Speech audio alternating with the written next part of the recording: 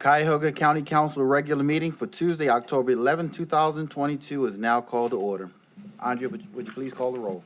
Good evening, everyone. It is now 5:03 p.m. And as a reminder to all in attendance, this meeting is being recorded and live streamed on the county's YouTube page. Calling the roll, Mr. Miller. Here. Mr. Sweeney. Mr. Sweeney is absent at the moment. Mr. Tuma. Here. Mr. Gallagher. Here. Mr. Schron. Mr. Schron is absent. Ms. Conwell. Present. Ms. Turner. Here. Ms. Stevens. Present. Ms. Simon. Here. Ms. Baker. Here. Council President Jones. Here. You have a quorum. All right. At this time, let's stand for the Pledge of Allegiance. I pledge allegiance to the flag of the United States of America and to the republic for which it stands, one nation, under God, indivisible, with liberty and justice for all.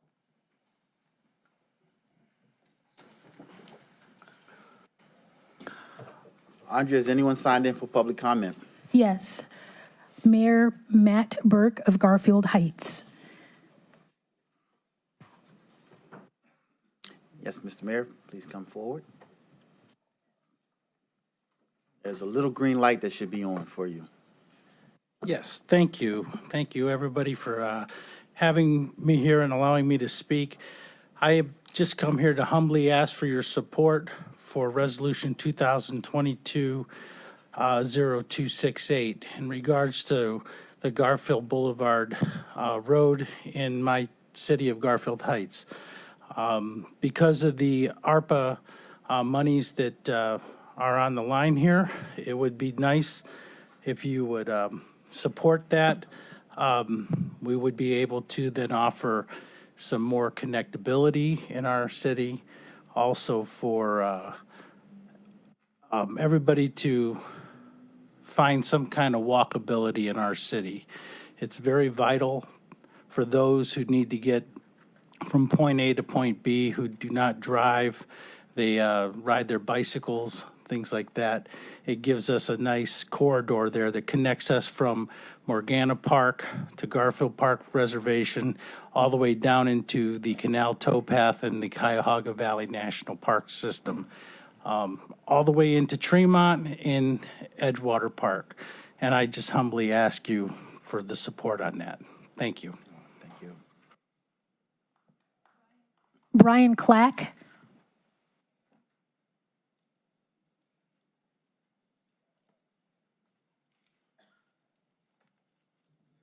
Good evening. My name is Brian Clack. Spoke here last month. I'm a longtime county resident, as well as a long-standing county employee. Currently serve as a corporal within the jail, the Cuyahoga County Jail. Last month I spoke about retention. I just want to give a few tidbits. Over approximately 200 employees, including the rank and file and correction officers, have departed this year alone. That's a problem.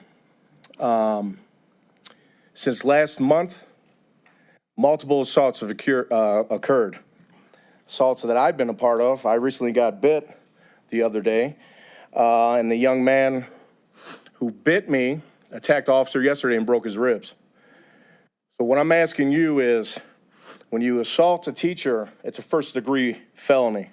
When you hit one of us, it's a fifth-degree felony, and usually gets walked down to a misdemeanor. If you assault a teacher, if you assault one of us, if you assault a mailman, if you assault one of you guys, it should be the same level of penalty for any man or woman in the United States of America, including us, that what we have to deal with behind those walls. So the assaults are on the rise. Came to my attention that assaults are not counted like they used to be.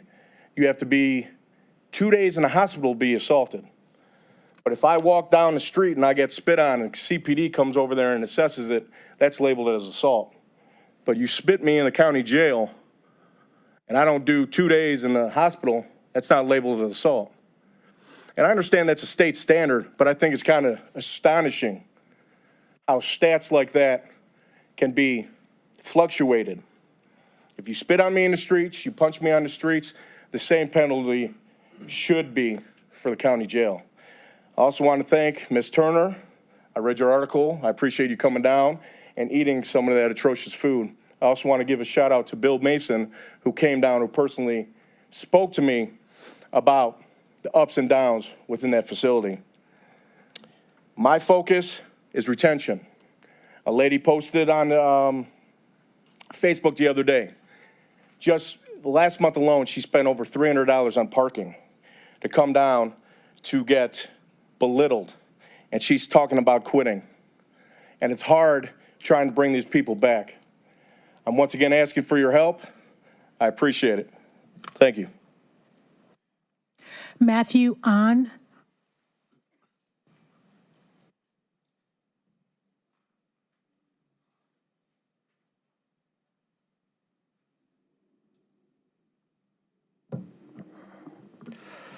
Good afternoon. My name is Matthew On. I am a law professor at Cleveland State University. I am here today in my personal capacity as a resident of County District 7 to, I guess, make a procedural request since we were told at the Committee of the Whole meeting that there would be an announcement on the jail land purchase. Since public comment is apparently happening before we're getting any information about what's happening with this purchase, I'd like to request that anybody who wants to comment on the announcement be allowed to comment on the announcement at this meeting after that announcement is made. There's not really, I mean, all of us who are here, a lot of us have been here several times. We've given you a lot of information, a lot of background, a lot of statistics, a lot of stories about, right, why this particular piece of legislation, I think it's 6 ordinances altogether, means so much to us and why we care about seeing what happens to it. And if we are not afforded that opportunity to comment before any kind of announcement is sort of after any kind of announcement is made, then what meaningful sort of engagement has the public had with this process? Right? We've had, as far as I am aware, 1 community meeting since the April steering committee meeting. We have not really gotten answers to the questions that were asked at that community meeting.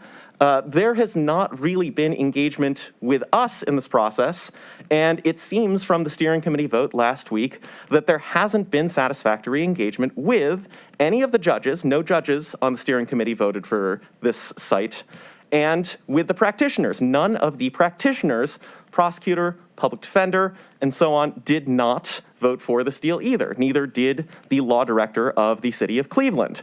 And so we're here to public comment, and yet we don't really even know what we're commenting on at this point.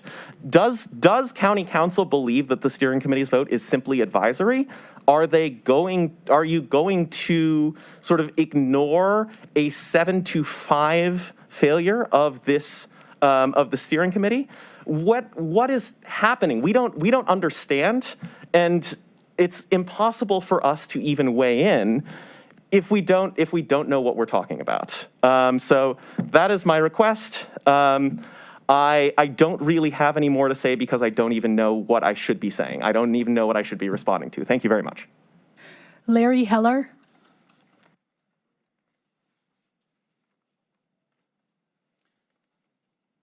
And we'll remind everyone that cheering or jeering are not allowed in council chambers.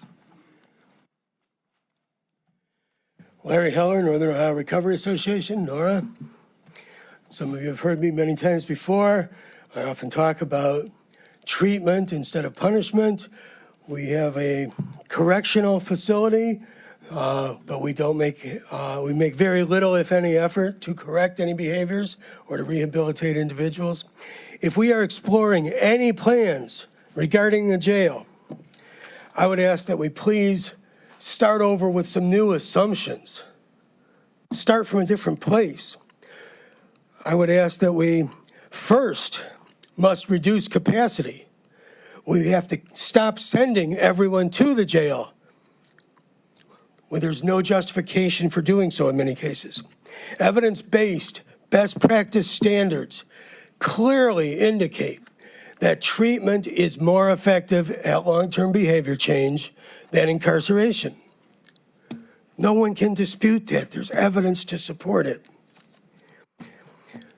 Using diversion and treatment instead of incarceration will produce the long-term behavior change we seek. It will reduce crime, it will improve public safety, and it will save money.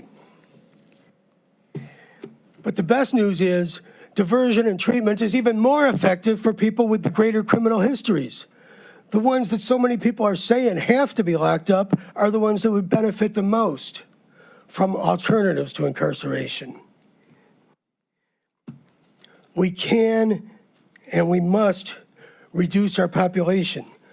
Many of our diversion programs, like drug courts and other specialty dockets, were specifically designed for the high-risk, high-need individuals that some people are saying must be locked up.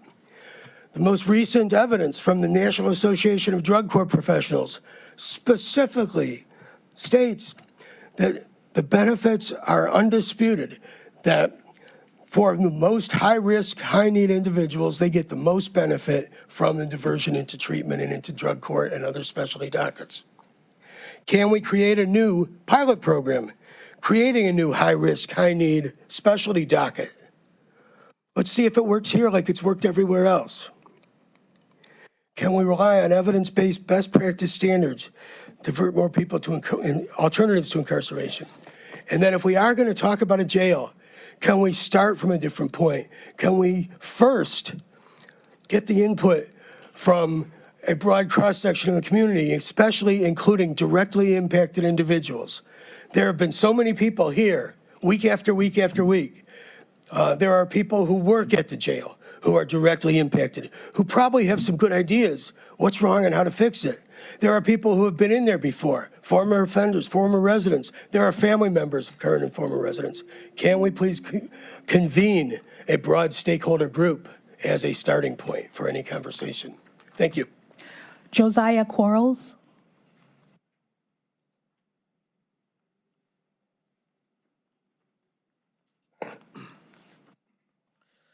Good afternoon.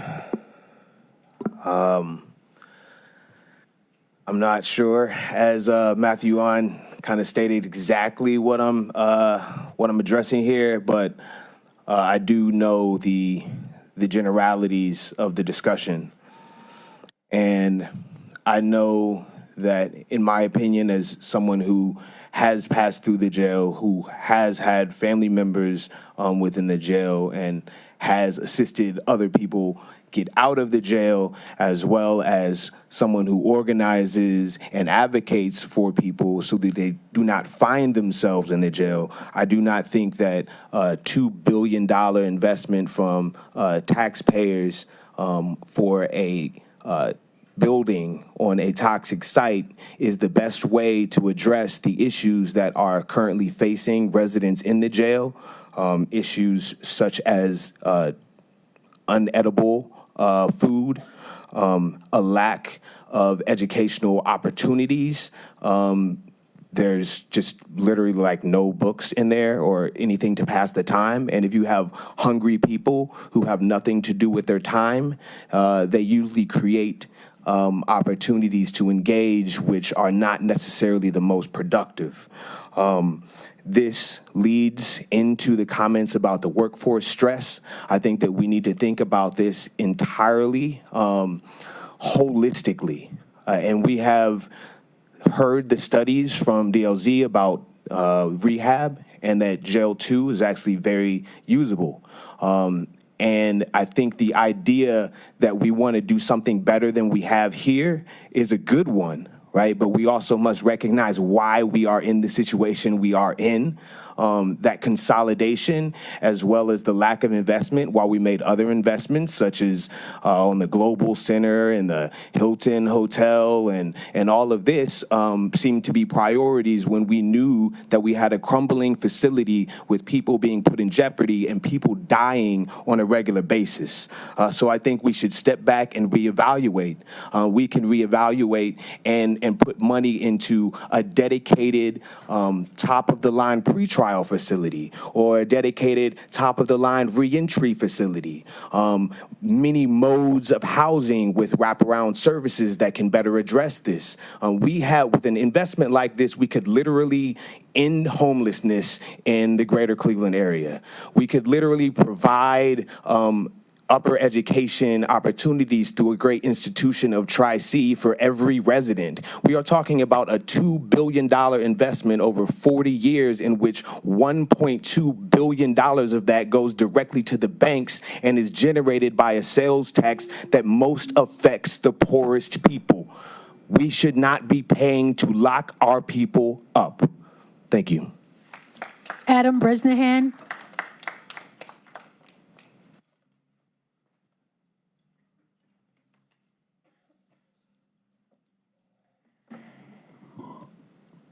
Hi, how you doing? My name is Adam Bresnahan. I live in Council District 3. Well, I'm just going to echo Matthew on. I'm not really sure what we're commenting on here today because this is, happening before the announcement that the president said was going to happen. I think it's great that you are, accepting the advice of the advisory committee that y'all set up a few years ago. Their resounding negative vote on this site, I think, should be, accepted. Pretty clear. So in lieu of really knowing what we're talking about, I'm just going to say what I said last time regarding this site, which is that it's not transit accessible. Three members of Clevelanders for Public Transit, including myself, walked from the East 34th site, rapid station to the site. And then we also timed how long it would take to get from the site to the nearest bus stop at East 37th and Broadway. East 37th and Broadway bus stop to the jail site took 18 minutes. It took about 30 minutes to get to the rapid station. The sidewalk is in pretty terrible shape all around.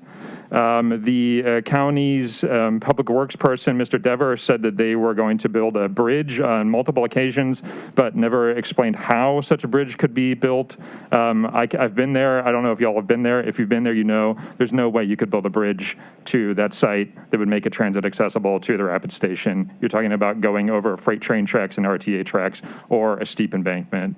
There's just no opportunity for that. 26% of Clevelanders don't have a car. I think you all know that. I don't know. I'm feeling kind of at a loss. I guess everybody else is. Maybe one more thing I can say with my time, Mr. President, at the jail committee steering meeting last week, you said that criminal justice reform is not in your wheelhouse. However, you guys control the money, right? So you can use the money to pressure the prosecutor and the judges to, walk the walk, because they definitely do talk the talk and talk about, jail reform or bail reform or whatever. However, the presentation last week showed that Cuyahoga County Jail has an average stay of 238 days, in contrast to 35 days of the Franklin County Jail. I don't know the exact population difference, but it can't be huge, right? So that's just an incredible discrepancy. And I believe that, as our elected representatives, you can use your power of the purse to force that prosecutor and the judges to make changes to reduce the amount of time that people spend in the jail and to, change the reasons that people get sent to the jail in the first place. So thanks. Looking forward to your announcement. Lou?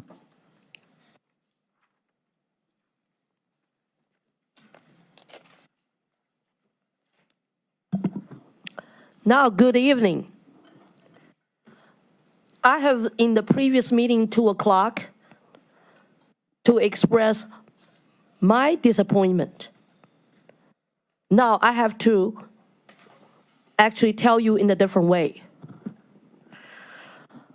Lots of people already pointed out we did not get a certain expert to come in to do presentations. That's the same thing for homeless service, for any other health and human services. Because why?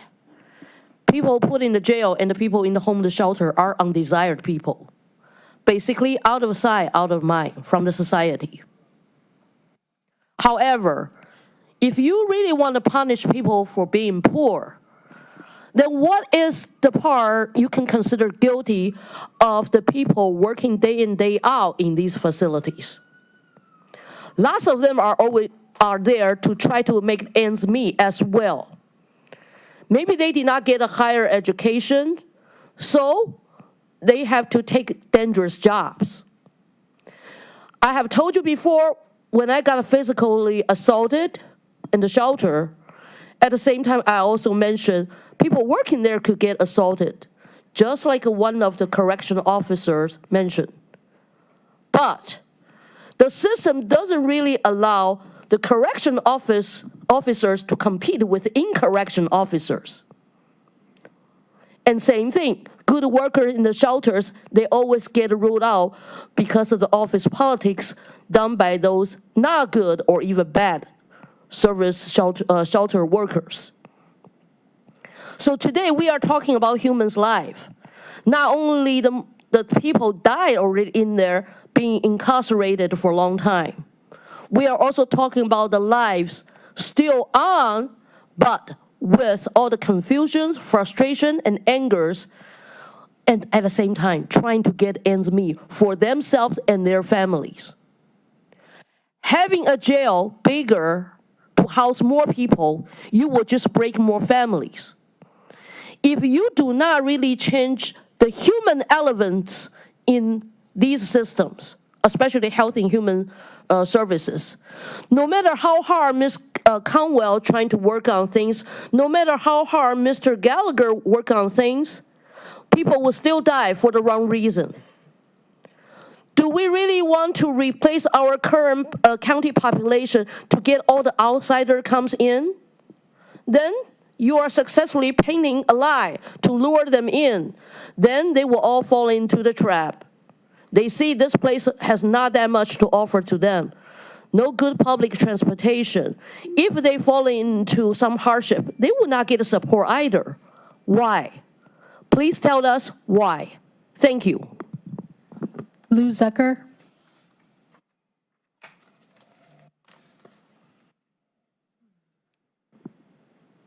Hi, my name is Lou Zucker. I recently moved to District 10 from District 7. So my council representative is Ms. Cheryl L. Stevens. I'm going to echo a lot of what other people said about the jail and how that the discussion for the jail site at Transport Road was tabled today after the 2 p.m. committee of the whole meeting. It seems like there's been a lot of effort and a lot of really hard work to jump through hoops to make building a jail possible, and a lot of time, effort, consultants, trying to make this possible as a project. And, you know, I mean, Adam Bresnahan talked about what it would look like to build a bridge up a steep embankment, so with stairs, and then also over train tracks, and like it's so many little reasons why this jail doesn't make sense. And there's also the central reason of why would we spend so much of people's money and people's, you know, because that's from, I'm sorry, I'm not very eloquent today.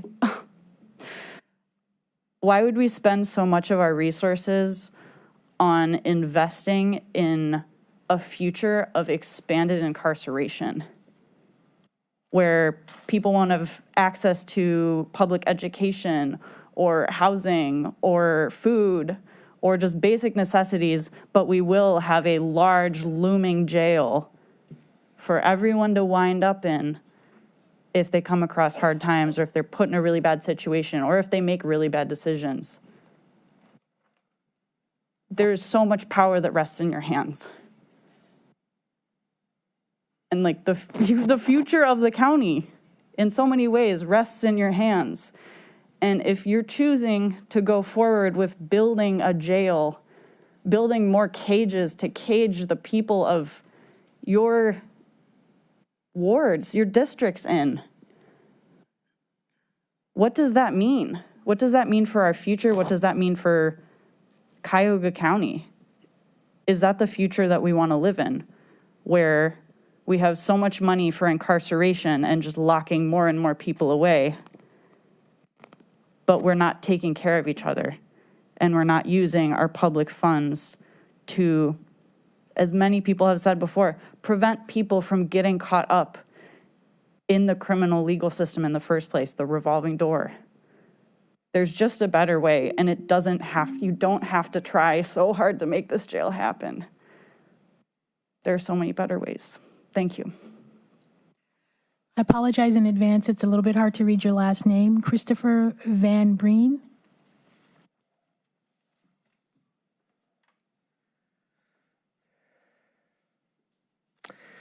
Hi.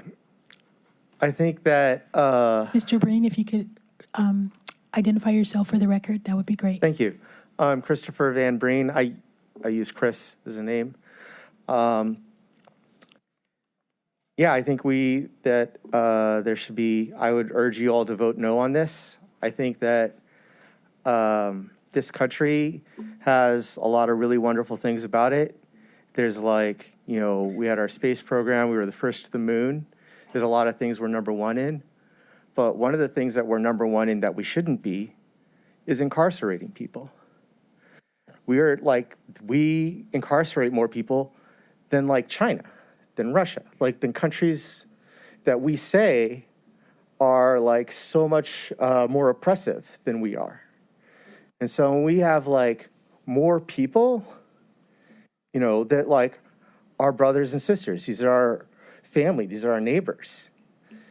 And I think, I think at one point we wanted safety, and we thought the way to safety was through punishment. And we've come to realize, as one of the former speakers mentioned, that we've come to realize that rehabilitation, they're called correctional facilities, but that's not what happens. But if we were to invest that money into schools, into housing, people do crimes for the most part because they're not getting their needs met. So if we helped people before they're in such desperate, horrible positions, then we wouldn't be having this problem. By the time this jail would be built, because it's not like you'd say yes and it's built tomorrow. You say yes and it's built several years from now. In that time, we could reduce the need for any prison. I'm not saying you're not going to need a prison in 4 years, but the ones that you currently have would more than be adequate. If you did like a proper investment of protecting our communities, protecting our brothers and sisters, protecting our neighbors, instead of incarcerating them, giving people like kids, we can go to schools, I'm sure you know which ones, where you can be like, some of y'all are going to be in jail soon. And you have the opportunity to right now say, I don't want to do that. I want to make sure y'all can go to college. I want to make sure that your families are taken care of. It's just, we can. There's a lot of really wonderful, this is also the country of Ella Baker, the country of Dr. King. This is a country of a lot of really powerful, wonderful people who sought to make this world a better place. And y'all can be a part of that. Thank you. Rachel Cannon.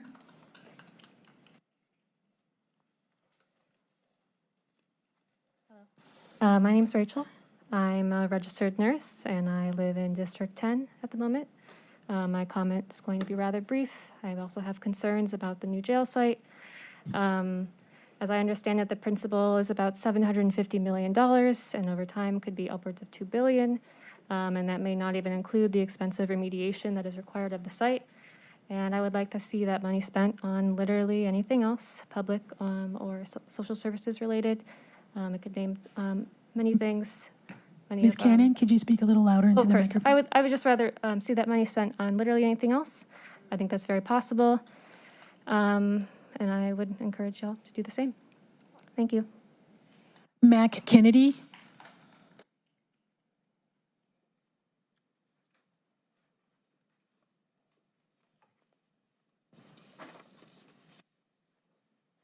My name is Mac Kennedy, and I'm a resident of District 10.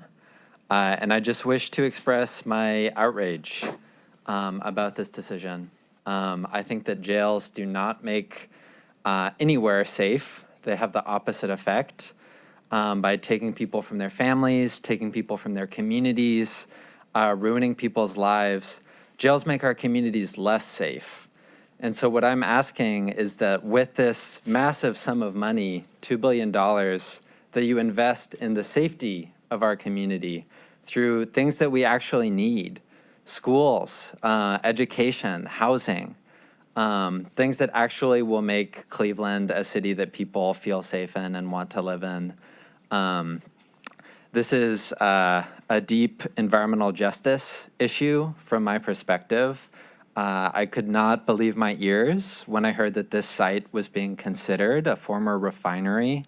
I think that not only has a massive cost to the city, which I'm a little surprised is being considered in terms of remediation and the construction costs, the maintenance costs that will come later on, but the environmental health risks to the people who will be incarcerated in this facility, I think are completely intolerable.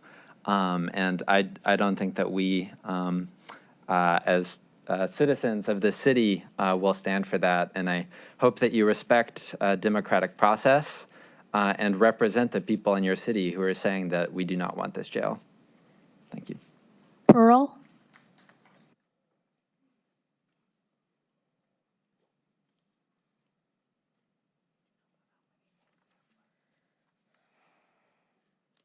Hello, my name is Pearl, and I'm here as a resident of Cuyahoga County.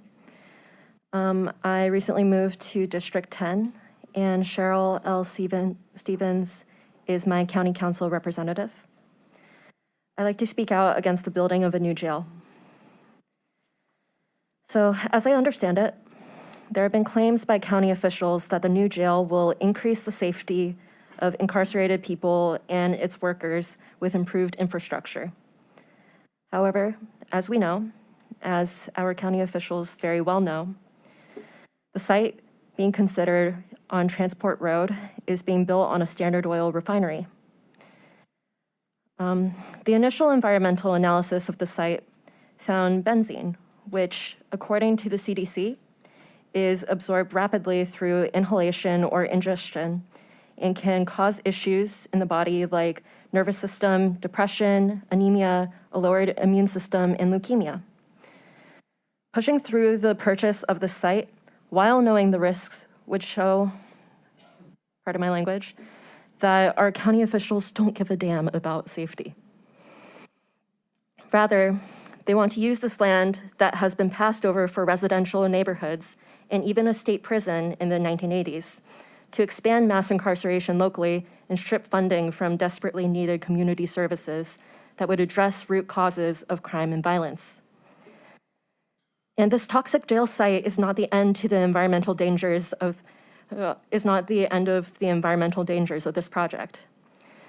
The carceral state as a whole is deeply tied with those responsible for the climate catastrophe. The fossil fuel industry disproportionately pollutes Black and brown neighborhoods. At the same time, law enforcement officials disproportionately police these same neighborhoods. And this is the present manifestation of the United States policing system that originated as patrols to catch Black people who escaped from enslavement. And the beast feeds itself with the US's largest oil and gas companies and private utilities funding police foundations. We don't need more prisons. We don't need more people getting sick and traumatized and dying in prisons. County officials need to follow the guidance of the community it serves to determine the policies to keep us safe. We need to fund life-giving services like public transit, affordable housing, and resilient infrastructure. The money exists for all of this and more. And like so many people here today, I want to see our officials reassess their priorities and please invest in people, not prisons. Emma Folkert.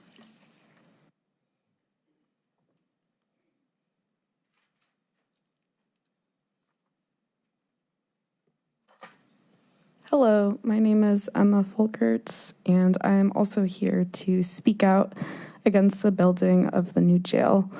I want to take a moment to recognize everyone in the audience who is here to support these efforts against the new jail. It's pretty inspiring to me how many people have showed up today and have showed up over the weeks and months to prevent the further invisibilization and violence against our neighbors and family and friends. As a resident and voter in Cuyahoga County, I lost my spot. I know from multiple studies and personal experiences and conversations that the people most impacted by this decision are not here in this room and are poor people, are people of color. Please vote no and do not lock people up. From a financial position alone, as many people have mentioned here tonight, why don't we spend these millions and billions of dollars on schools, on public transportation, on libraries, filling the potholes, and like others have suggested, ending homelessness and ending poverty and hunger. Look around again at the engaged community members who have showed up tonight and represent the will of the people. Vote no. I truly believe that each and every one of you are up there because you care. You care about your constituents. You care about Cleveland. And as a child of people who work for the government, both at the local level and the federal level, I know the time and heart and effort you put into your jobs every day. And I want to thank you for your work. And I also want to urge you to consider that you should, as you care so much, you should try to use that care to make this a truly better place to live. Create a Cuyahoga County that is more connected, more caring, more loving. Use your power and your desire to make a difference, to say yes to supporting life. Say no. Thank you. Dan Jin. I'm going to keep this brief. My name's Dan. I'm a resident of District 10. I'm here to talk about my disapproval of the building of this new jail. I can't really bring that much new here from what everyone else has shared. We can talk all day about how there's no such thing as an ethical jail, a safe jail, or a just jail. There are all these kind of reasons for why we can, tweak the existing structure to make it a little bit less repressive, cause a little bit less suffering. But ultimately, a jail is a place where we put people and lock them up and separate them from their families, separate them from their communities, and prevent them from having any freedom. A jail is not a place where people are put to actually become whole or become citizens that can contribute to their community and flourish in their lives. But it's a place that is really a callback from the medieval era. It's maybe you can talk about how locking dangerous people up can keep us safe because it's an easy thing to say and people will believe you. But we know that the truth is a lot more complicated than that, and that people are more complicated, and they, people have talked about how people are thrown into these institutions because they actually have needs that are met by the systems that we are siphoning money away from. The $2 billion plus that is being spent on this jail could be easily used for anything else, as everyone has said. And this is obviously true. Everybody has been saying this. This is obviously true. The fact that we're talking about this is crazy. Cleveland has such a rich history of, industry and has gone through so much, has gone through deindustrialization. Everyone knows that Cleveland is struggling in that front. And instead of saying, oh, let's invest in our people and create jobs and invest in education and healthcare and infrastructure. Why don't we build a bunch of cages to lock people up in? That's going to revitalize Cleveland. It's wild. Why are we talking about this? Who does this benefit? I mean, I'll leave y'all to think about that, but it certainly doesn't benefit most people who live here. Thanks. William Spate.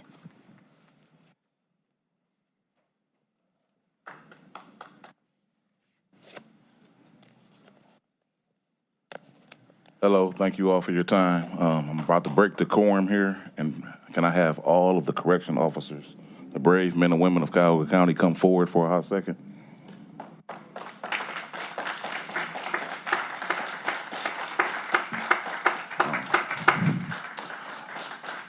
As I stated last month, along with Corporal Clack, the building of a new jail is a complete waste of taxpayer funds.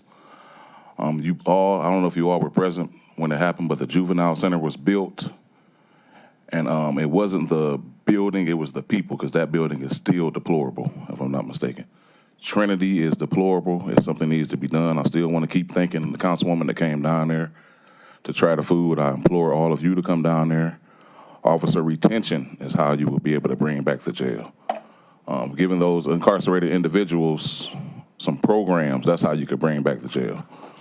You could take that $1.5 billion and probably save hundreds of thousand lives in Northeast Ohio by putting that into programs, education, athletics. Lord only knows. Officer assaults are beyond up.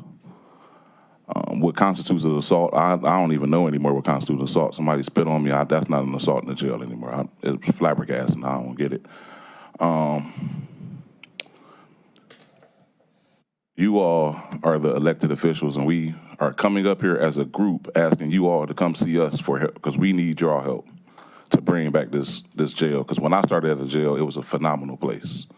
We have a bunch of people up here that's been in that facility for over 20 years. We really enjoyed our jobs. We felt safe. People don't feel safe coming to work anymore. I feel safer driving on the freeway backwards than I do coming to work most days, and that's being honest. So we are imploring you all to come pay us, any of us, a visit. It doesn't have to be myself. Anybody that you want to walk with, any correction officer, sergeant, corporal, come down there and actually engage us or meet us in the ward, wherever, so you can actually see what we're going through, because we're going through a tremendous amount down there. So building a new jail isn't going to help. My example is the juvenile center. We moved it from 22nd to 93rd. It got worse. You're going to build a new jail, and you're going to face a lot more litigation just with a prettier building. So that's all I have for y'all. Thank you. Latoya Cook. Latoya Cook.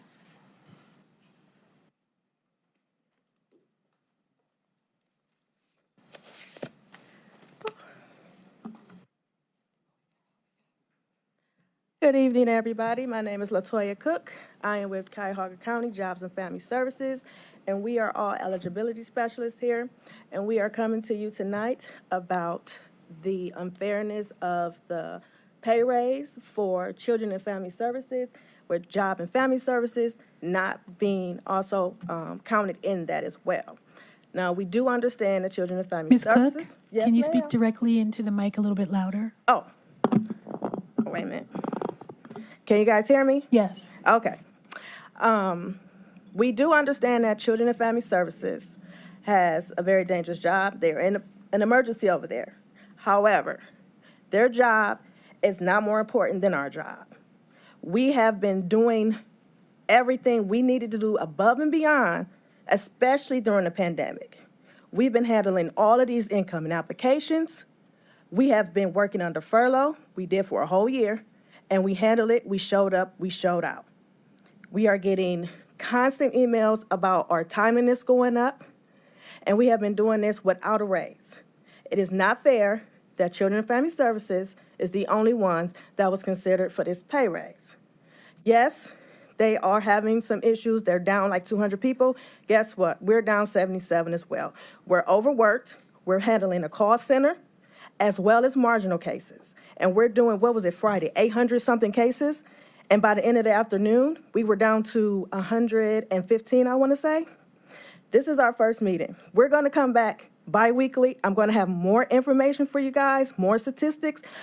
However, we need you guys to understand, our job is just as important as Children and Family Services, and they got a pay raise. Job and Family Services need a pay raise as well. We were told, and I'm hoping and praying this is not true, that when Job and Family Service was introduced into that meeting, as far as getting a raise, it was being dismissed. But not by you guys, but county executive. And I'm hoping and praying that is not true, because he also needs to understand how important our job is and what we've been doing. If it has not been for us, these people would not have their food stamps, they would not have their Medicaid, they would now have their child care or their PRC to help them get rent and utilities on. They're adding more and more work to our jobs every day. And the system does not work. The system don't work, period. That makes our job even harder. We're having to add on to child care applications because they're dispersing our e-processing department. So now we're on a call center. We're processing SNAP, medical, cash, and now child care applications. With limited training, 1-day training, that's it. We're working on that as well with Kevin Gowan. But we need you guys to understand that we deserve a raise as well. And we will be back in 2 weeks. Thank you, guys. Council President, that concludes the public comment portion for today's meeting.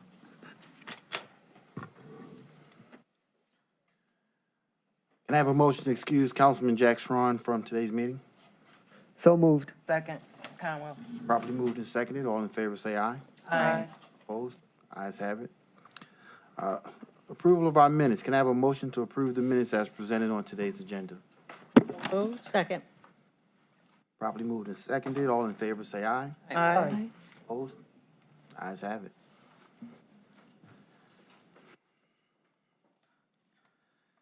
As I indicated at our 2 o'clock committee, I will now yield time to my colleagues to speak about the county jail. We will go in order of district, beginning with Councilwoman Baker, and work our way down the row. Given Councilman Gallagher's role as Public Safety Chair and his role in the steering committee process, he and I will speak last. At this time, Councilwoman, you have the floor. Thank you, and I appreciate it. You know, I've been through this journey now for quite a while. It has been difficult and learned a lot and still learning. But I think that, you know, at this point in time, we are 28 days until we know who our next elected county executive will be. And the new county executive needs to be engaged in the process of building a new jail, which will be the most costly facility, no matter what the size. It will be the most costly facility built in Cuyahoga County. The renovating of the October 22nd, the October 2022 DLZ independent review of Jail 1 and Jail 2 does not support renovating the existing jail. We need to make sure we understand that. We knew that going in, I knew that going in, but it needs to be confirmed, and it is, and now it's a reality. But we need to be clear. The new county executive, no matter who it is, should begin the process in November, not in January. Whoever it is that's elected on November 8th needs to be in here shortly after and really engage, roll up his sleeves, and begin the hard work that's before all of us. I've said it before, there's a difference between campaigning and service. Once the campaign is over, we need to unite our efforts for the citizens of this county and move forward. The second point I'd like to make is that finding a large parcel of property in Cleveland to accommodate a new jail will be a difficult search. All brownfields property in Cleveland will need some and probably extensive environmental remediation. There's no question about that. Finally, the cost of the building to build a new jail and courthouse at this point is uncertain. The cost for the jail alone has been estimated from $550 million to $750 million, and that doesn't include the new courthouse, which is, at this point, undetermined. With inflation and interest rates increasing, we need to get our arms around the real cost of this facility before moving forward. And I'll make it clear right now, I will not support a forever sales tax as proposed in this legislation. For the reasons that I've stated, we should wait for the next county executive to be elected and work together to find a solution to all of these issues that we can all support. I thank you for the time, President. Councilman Miller. Mr. President, thank you very much for this opportunity. I embrace the vision put forward by many who have spoken before us that we should be spending money on health care, jobs, education, and transportation, not putting people in jail. However, we have not yet evolved to be able to run society without putting some people in jail. But our primary aim must be to move in that direction. My highest priority is that the new jail be as small as possible. The jail experience is not good for people. Too many people who haven't been convicted of anything sit in jail for months. It's inhumane, costly, and actually reduces public safety. Reducing jail population involves many people: judges, prosecutors, defenders, police, local and county government leaders, and more. And they all have to work together. It's just wrong for any of us to say it's not my responsibility. We need to achieve a higher level of commitment to reduce our jail population and demonstrate to the state correctional authorities that we can manage a smaller population. The delay over the site is unfortunate, but provides more time to achieve these reductions. With Cleveland's population declining and mental health diversion, bail reform, and central booking much more accepted than 40 years ago, I insist on progress and will only vote for a new jail that is smaller than the current one. Second, we must improve our jail, which is currently structurally inefficient and out of date. Third, it is possible but impractical to renovate the current jail. Even renovated, it would be structurally deficient. This corresponds to the recently completed review. Fourth, the new jail should be built low-rise on a large site, enabling operational savings and greater safety. Fifth, the steering committee vote forces us to take a step back on site selection. The next executive must be part of the discussion. However, problems with our jail are serious and costs are escalating, so we should move as quickly as possible. Sixth, I would not build on the transport road site if we can find any alternative. It can probably be remediated to reasonable safety, but we cannot be totally confident about the long-term impacts of operating on a former heavy industry site. Finally, the nearly $2 billion total cost, including debt service, scares me. I'm for working to restructure the project to reduce interest payments and total cost. I will work diligently with the current and next administration and my colleagues to find the best solution as soon as possible. Thank you, Mr. Chairman. Thank you, Mr. President. To my colleagues, to my county executive, to my co-workers and guests that are here in the viewing audience. I'm District 3 Marty Sweeney. It's nice to be able to have an opportunity to chat with the folks that are here and then on TV. First, a couple thank yous. I want to thank the co-workers and the folks that have been coming down regularly to share in the process. I want to thank my council president, my chairman of safety, and my colleagues for putting all this effort in for all these years. My county executive, and in particular, Mike Dever, a lot of earnest effort has been put in place for this decision. At this stage we're at right now, I am very comfortable waiting for the next executive to get involved in regards to making this final decision. We're here to talk about the jail, and all this I'm hearing is time. Time is passing, and every day time passes, individuals that are in the Justice Center don't have the ideal conditions, and that's saying it lightly. I'd like to untie the hands of the sheriff, give him the opportunity to run the jail the way he needs to, or she needs to. We have a new administration coming in, and this is not critical of anyone. I started 2 years ago. Sheriff Violin came in, our current interim sheriff. He's doing a wonderful job. But it's the ability to take care while we're making this decision in the future that's going to impact Cuyahoga County and the city of Cleveland. I'm a big supporter of keeping it in the city of Cleveland. I will not be voting something outside the city. But you don't need to hear me on my soapbox. I just want to let you know that my position right now, the most immediate critical need is the work environment and the individuals that are in our county jail. And I commit to everyone on this, to IAS and the general public, to actively participate in finding the best possible solution to our jail and our courthouse. I'm not taking that off the table because it was together for a minute, then it got separated. I think it's a whole new, everything's back on the table.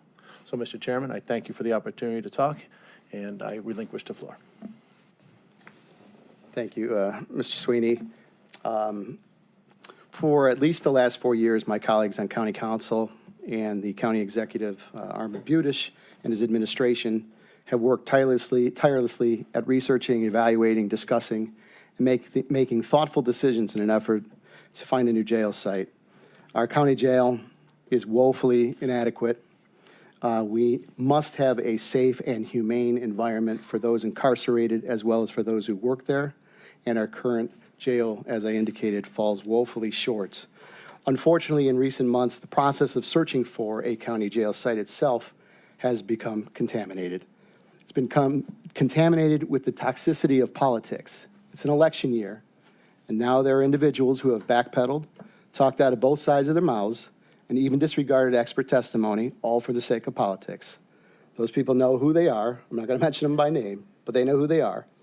Over the last several weeks, we've heard negative commentary directed at County Council from some members of particular committees, even threats of litigation pertaining to various decisions related to the potential site of a county jail and a justice center, some of which were even recommended by the steering committee many months ago, such as separating a new justice center from a jail site.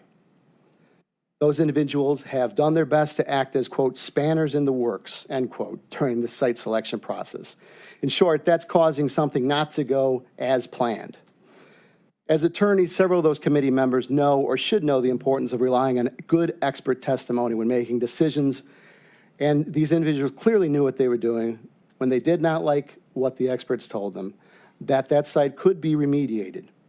We have done that multiple times, numerous times in the county with other brownfield sites, other locations, making them safe for those who are on the property. I also observed at last week's steering committee an overall impression that was going around by some members that they were more concerned about the selection of a potential site for a justice center than a jail. This reeks of self-preservation. There is an urgency to act and a strong need for a new jail, whether it's this site or another site. We have to act now, and we have to act thoughtfully. Having expressed my frustration with this entire process, I get it. There are other factors involved here, but it makes no sense to move forward with this legislation or to look at this site anymore. We, in good faith, entered into an agreement with the steering committee, and they have not recommended this site. Therefore, it is my opinion that this legislation and its companion pieces should go by the wayside. There are too many individuals that are impacted by this important decision.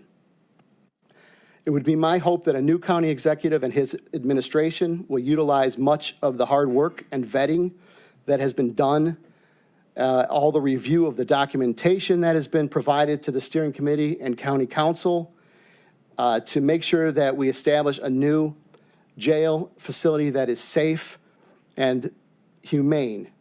It also needs to be efficient, meet the needs of all citizens, and at the lowest cost to our taxpayers.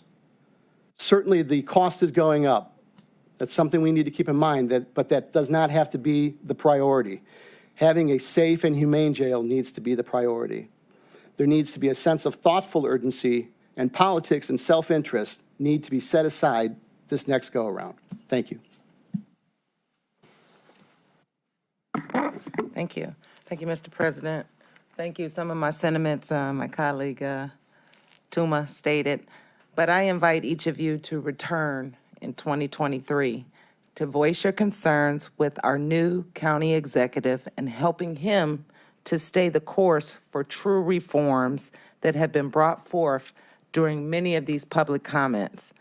I agree that changes are needed in the way our justice system is set up and how it administers a different justice for those that can't afford bail. So we must stay vigilant on the solutions that will be beneficial for a safer community, the incarcerated, as well as the employees. I invite the prosecutor, the public defender, and judges to be prepared to roll up their sleeves to work together with the new county executive and council to find the best possible solutions for a humane facility for those that need the separation from society at a particular time in their life. We all came together to create a diversion center that addresses many of the needs of the incarcerated. So if we could do that for the diversion center for mental health and drug addiction, we can do bail reform and all of the other things that needs to be done. So as I stated before, I invite you to come back. Don't stop coming back and voicing your concerns that many of us have up here as well.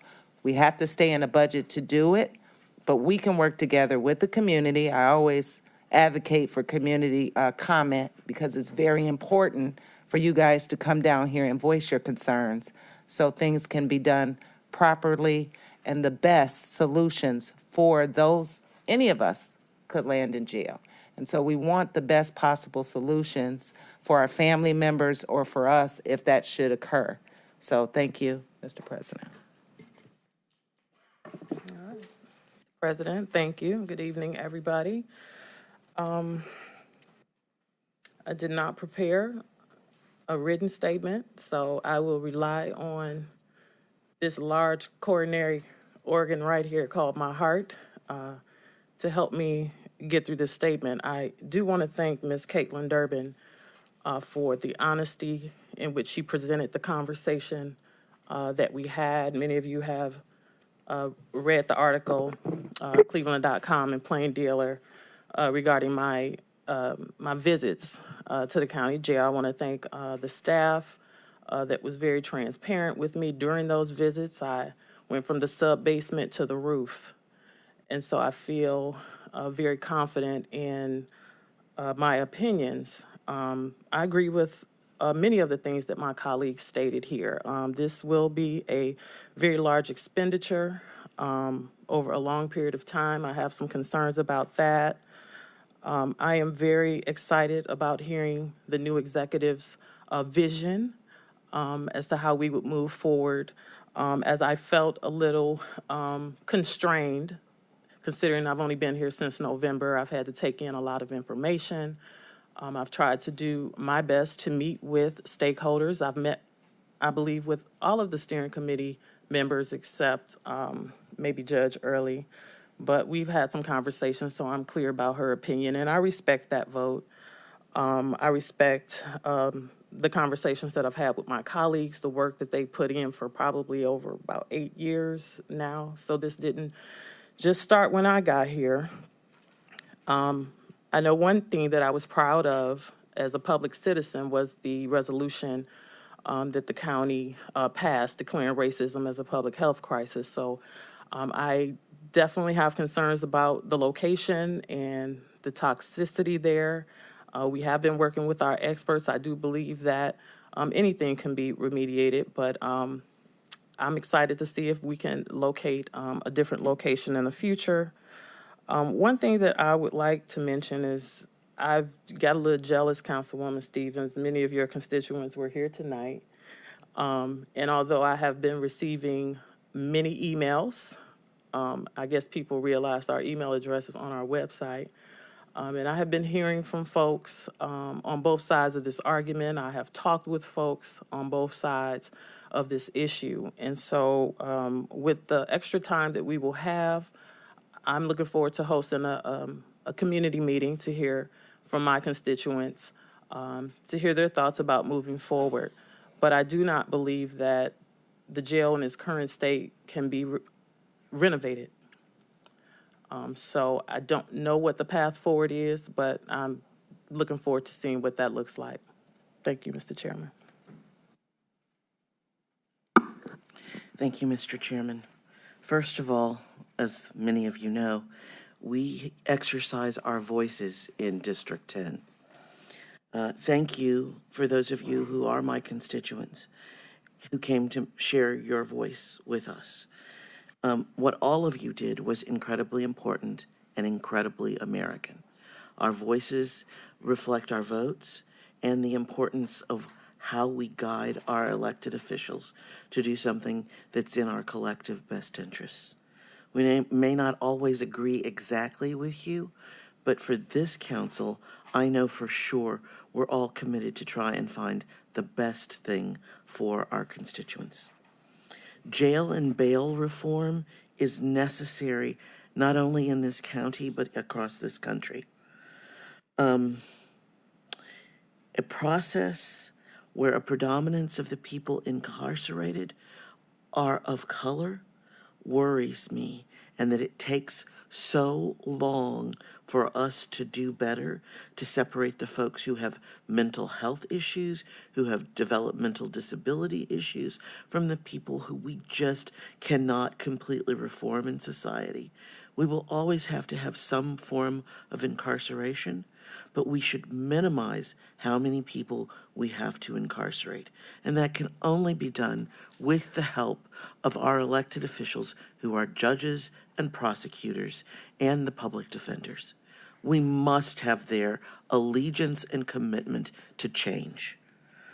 We will live in a better world once everybody commits to do the very best they can as quickly and as efficiently as possible.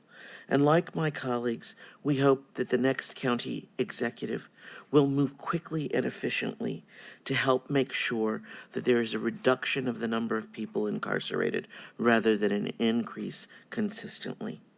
I ask you to be patient with this body. We are not all-knowing or all-seeing, but we are incredibly hardworking on your behalf. It has taken us a while to get here, and unfortunately, it may take us a while to get to the best place for our constituents. But please be patient with us, and please, all of you, continue to encourage every elected official at this level to try to find the best way to reduce the number of people incarcerated and provide them with a reasonable and ethical place to live, as well as to make sure that the county employees are protected and served well under these conditions. Thank you so much, Mr. President. Thank you, Mr. President, and thank everybody for being here. It's been a long journey, and I just want to, I have a few comments. Let's be clear, the county council nor the executive put people in jail. They don't incarcerate. We have to look to the other agencies and systems. For instance, the prosecutor's office. Is the prosecutor's office over-indicting? Are the judges over-sentencing? I think that's where we need to look. This body is here under state code to build a jail, to make sure we have a place. We're mandated to do that. So I think we need to look at those offices to see why we have such an over-exaggerated stay in our county jail. Our county jail is a pre-detention, pre-sentencing facility. That's what it's set up to do. It's not a prison. There's no long-term stays other than that which we see due to the judge's sentencing and their docket. We know the jail that we have now is out of date and structurally deficient. It poses undue hardship on the inmates, creating unsafe conditions, not only for those we hold there, but for the workers, the COs. We heard you today. The prosecutor, thank you. The prosecutor knows this as well. I want to point out that he and his office have known about these inherent flaws in our jail since at least July 17, 2022, when that office received a joint expert report from a class action lawsuit currently pending in the federal court. What that joint expert report concludes, as we've all been hearing, is that our jail is flawed in its design, it's out of date, it imposes the hardships for people held there. Despite knowing this, the prosecutor, along with the public defender, which we all should think about, and the administrative judge, knowing how inherently problematic, how riddled with inefficiencies, not ADA compliant, I could go on, they asked for another study. They asked for another study. They were awarded that opportunity, and they chose and went to bid for DLZ, the report that confirmed what they already knew, that their current jails, 1 and 2, cannot be rehabbed, they can't be renovated, that we have to build a new jail.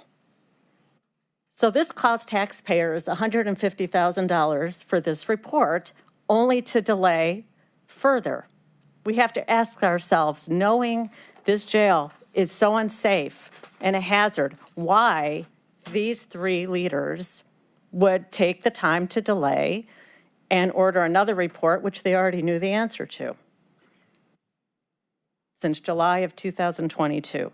In contrast, the Executive Budish, his office, Bill Mason, County Council, the leadership of Mike Gallagher and President Jones took this to heart and understood we have to act expeditiously, not to subject the people in our care to an inherently vile, flawed jail.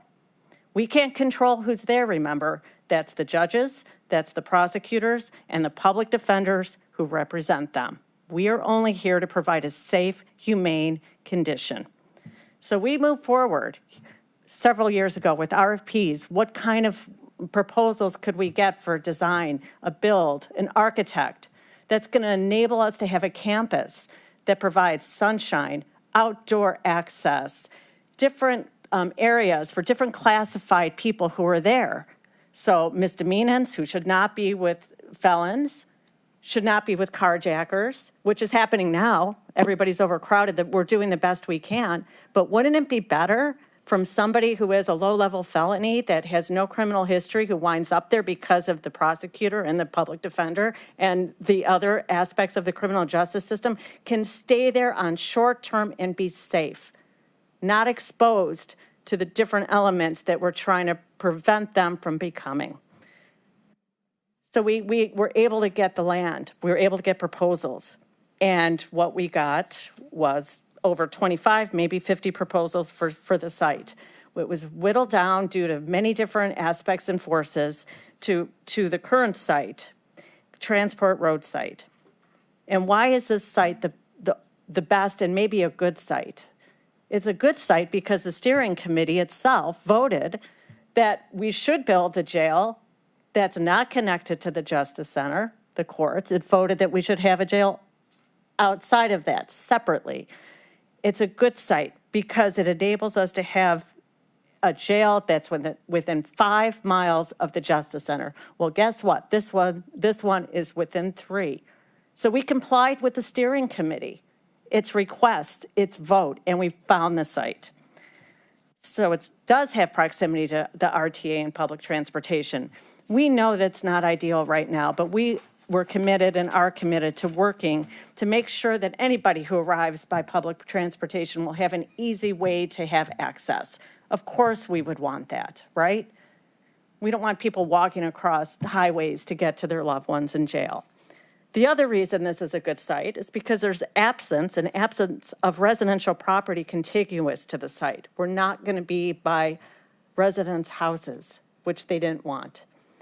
It's a good site because it's centrally located. Well, guess who's going to be delivered here? Suburban police officers are bringing people here.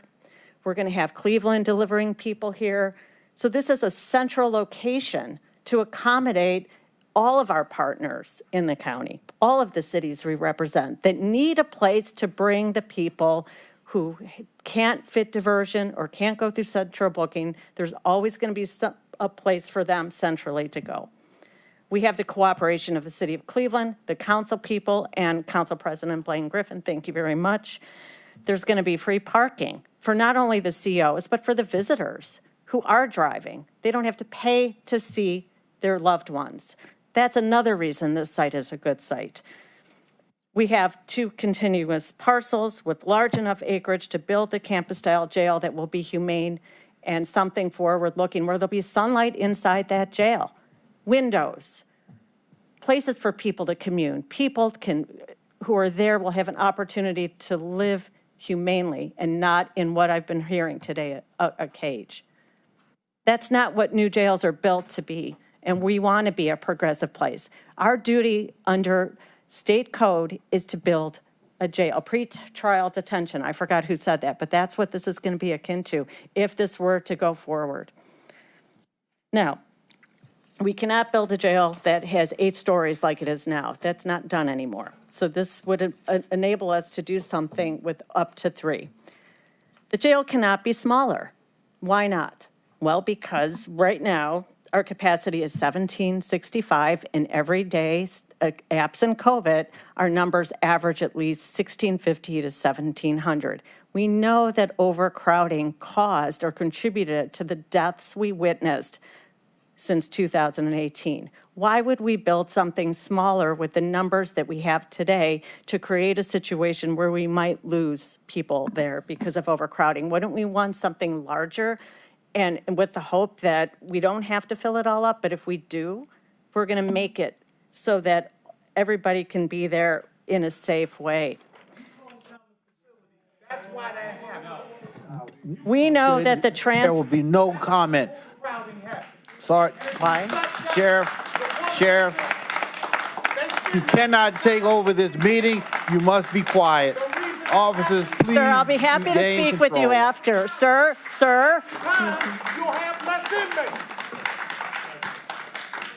All righty then. I'll be happy to speak to anybody after. Please continue. Do not respond. Oh, I'm not done. Continue in your comments. Thank you so much, Mr. President. We know that the transportation site is a brownfield site, and we also know it can be remediated. We're basing this conclusion on an environmental assessment prepared by Partners, which is the prosecutor's own expert.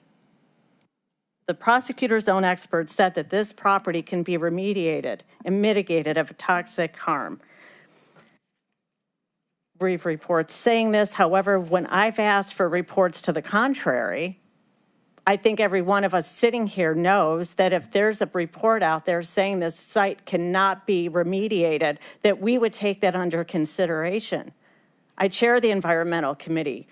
I would never want something to be built on a toxic site that cannot be cleaned up. We know that there's examples through our expert when this can be done.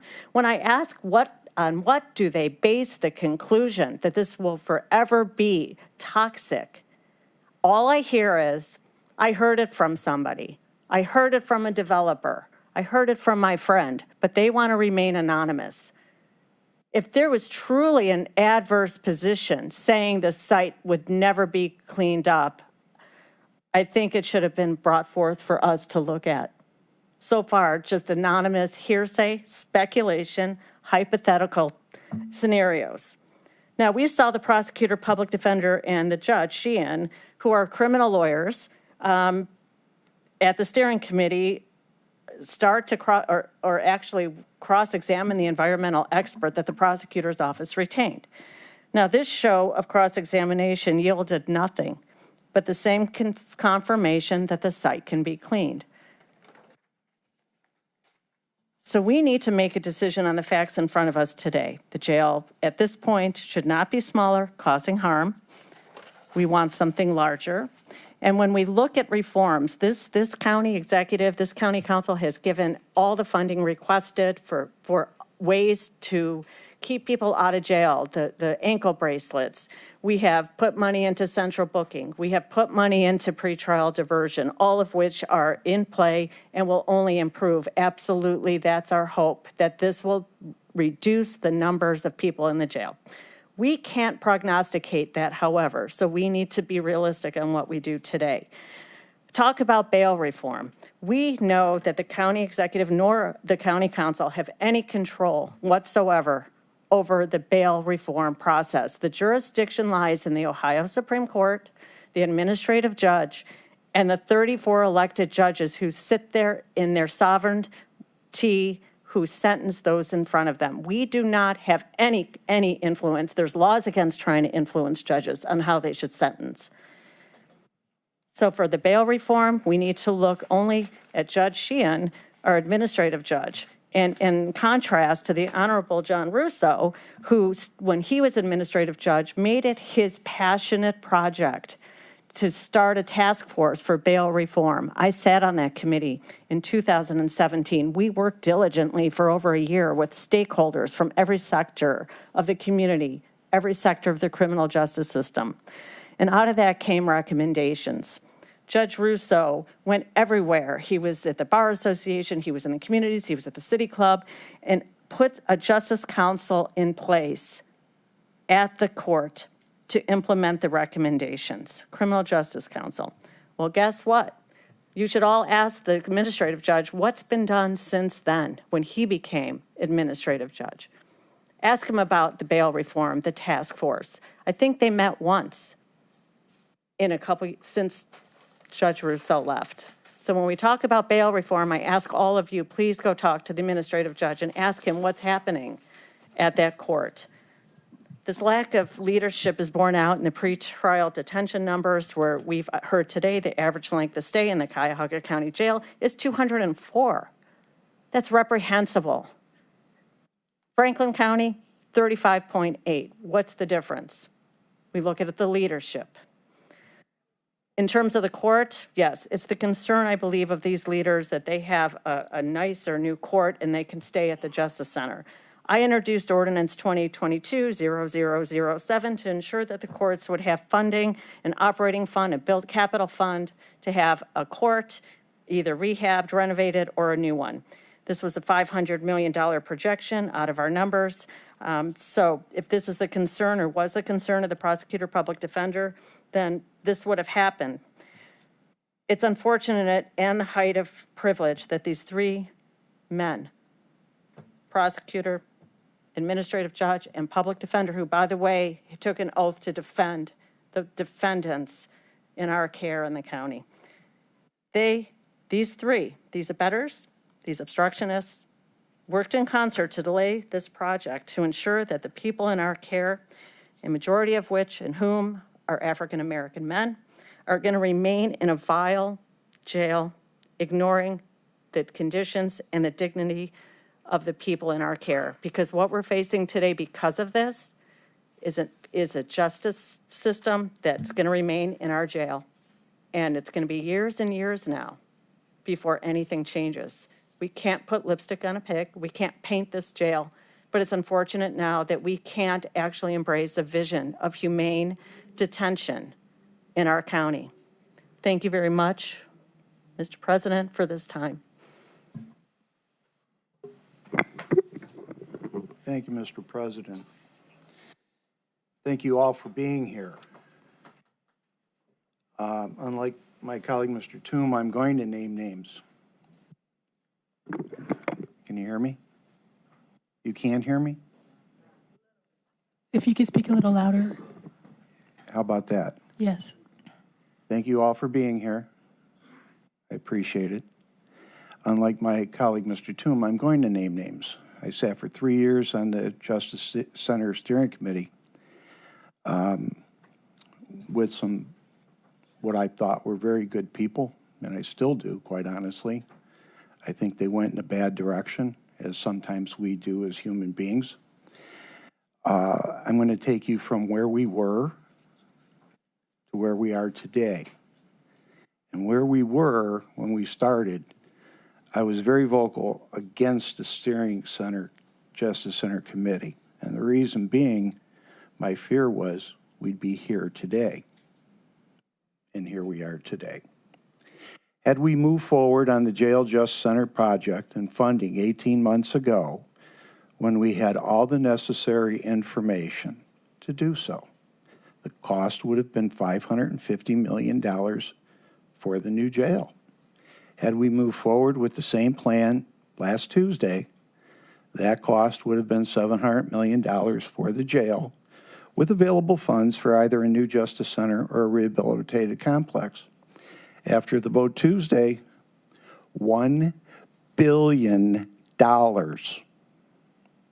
Thanks to the pointless stalling, that's what a new jail is going to cost if we were to move forward in January with a new executive, with construction. That's the jail alone.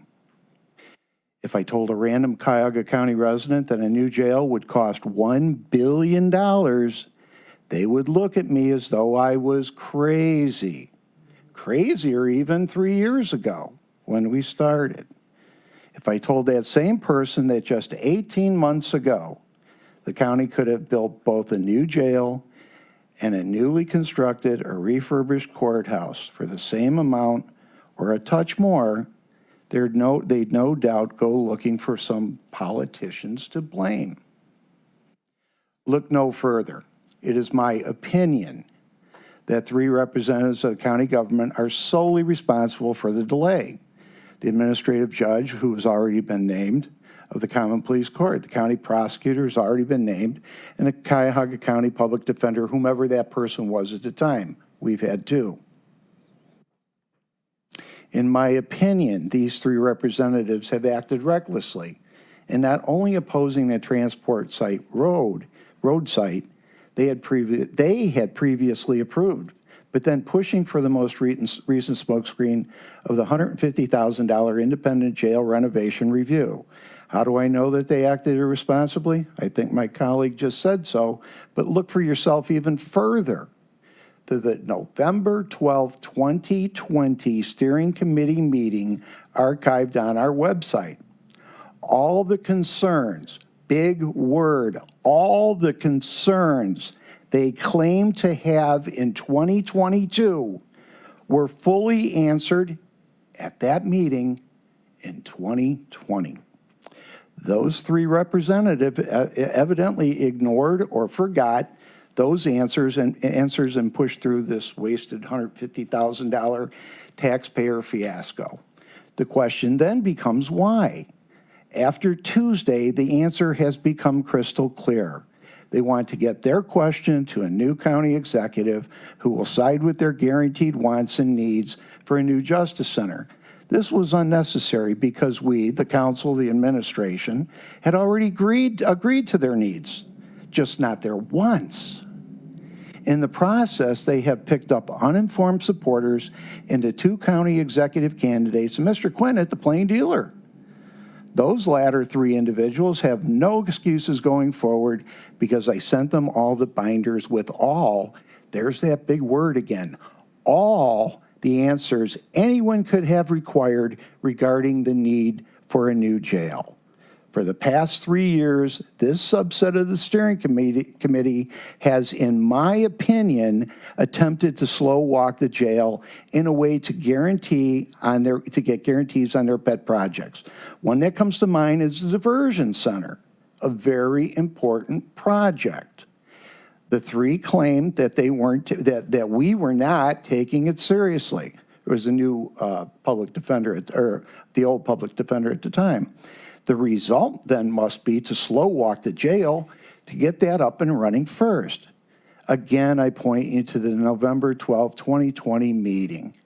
They never say we don't need a jail. They never say that we don't have a need to move forward on a new jail. They say that this project takes precedence. Again, as you will see, the council had appropriated the funds for a diversion center and said so publicly. The county executive had issued the necessary legal requirements to hire a provider, and the Department of Public Works had identified a building. However, the delays continued throughout the next 2 years. As you will also see in the November 2020 meeting, I become rather indignant about the delay up until that date. That delay was to the tune of over $20 million. No one listened. No one. I contend they also didn't care. My reminders of the devastating results of cost overruns due to delay are legion throughout the 3 years of the steering committee existence, almost to the point where I was Chicken Little. The sky was always falling. So yes, Mr. Quinn at the Plain Dealer, I have been the gatekeeper for the taxpayers' money for 3 years on the record ad nauseum. You and some on the steering committee chose to ignore that fact for unknown reasons. I'm tired of trying to save the day. The game is over for me. I'm stepping aside from this task.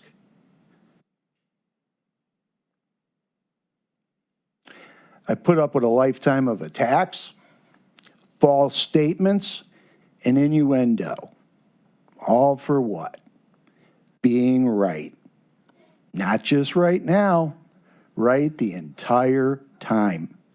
You want a jail justice center complex built? I can do it. None of you can.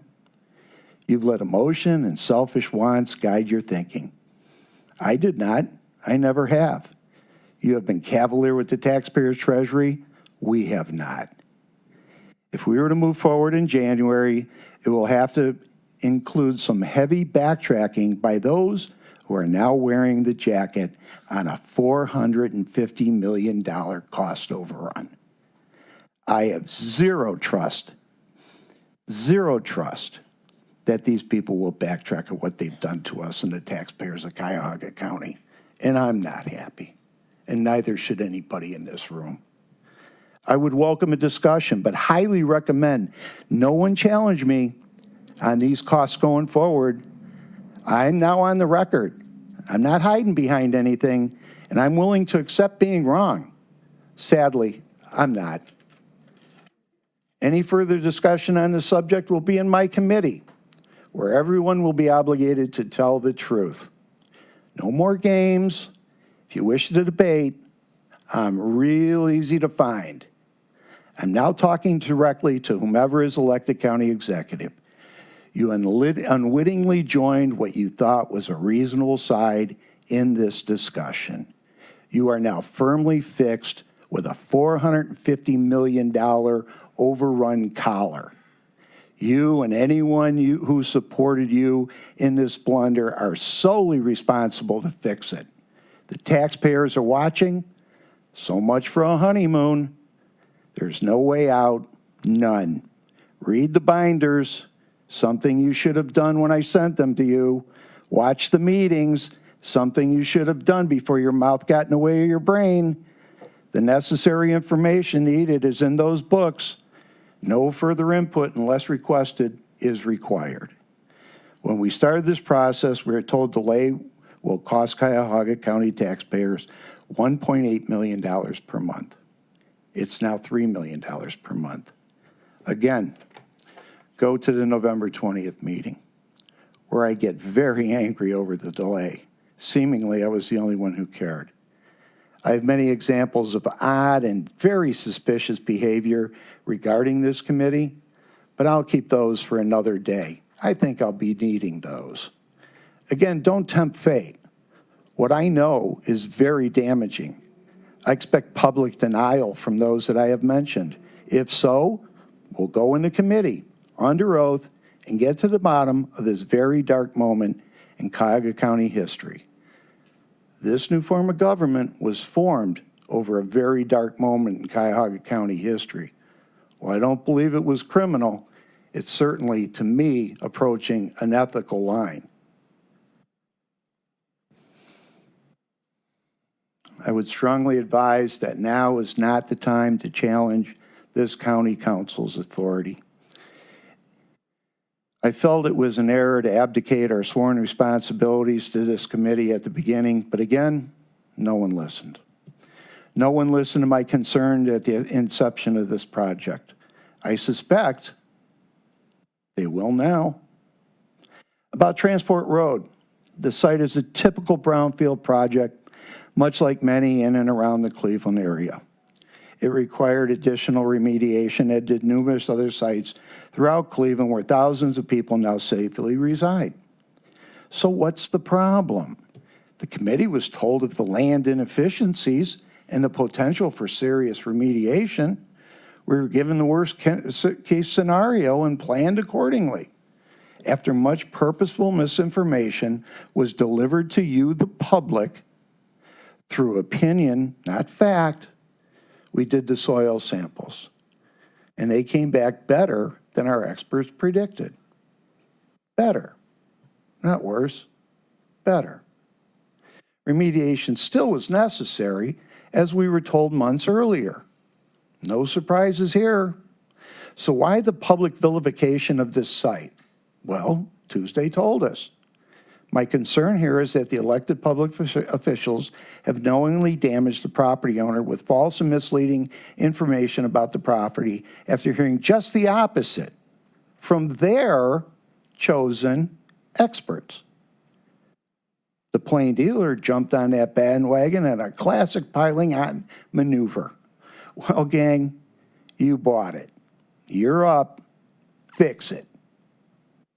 I will stipulate that the naysayers were correct in calling out the pushback of the second soil sample. You won't understand that, but they will. I understood the rationale as to why it was done, but agreed with the committee that it should not have been done that way.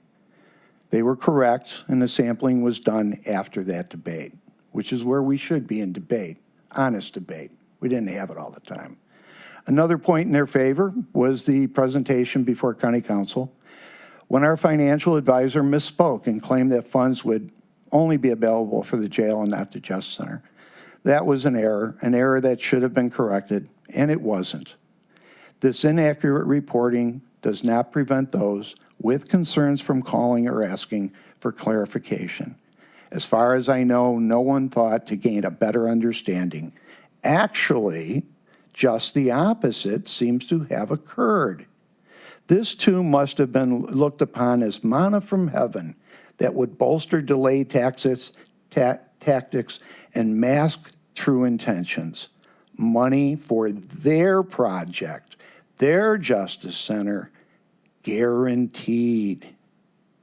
Putting aside the irony of the county prosecutor, who is our attorney, threatening to sue us if we fulfill our sworn duties. They seem nonchalant that prisoners have died as a result of the conditions at the current jail. They will argue that the building killed no one. The building itself didn't kill or hurt anyone, but tell that to the inmates that are double bunked in cells that are rated for single use. Tell that to the families of the individuals who have at times needlessly died. All three entities, the courts, the prosecutor, and public defender, play a role, an important role in deciding who ends up in the county jail. The executive and county council played no role in filling the jail, only in funding and constructing. I cannot go into some details and specifics until they are addressed by our legal counsel, who I stated earlier will sue us if we advance buying the property that he and the rest of the steering committee initially recommended, overwhelmingly. You cannot make this stuff up. At the Tuesday meeting, I also witnessed the beginning of the blame game. Some of those who voted no have hard tack to blaming the administration and the council. Again, see the November 20th meeting, 2020. I caution those that wish to traipse down this path. We are prepared.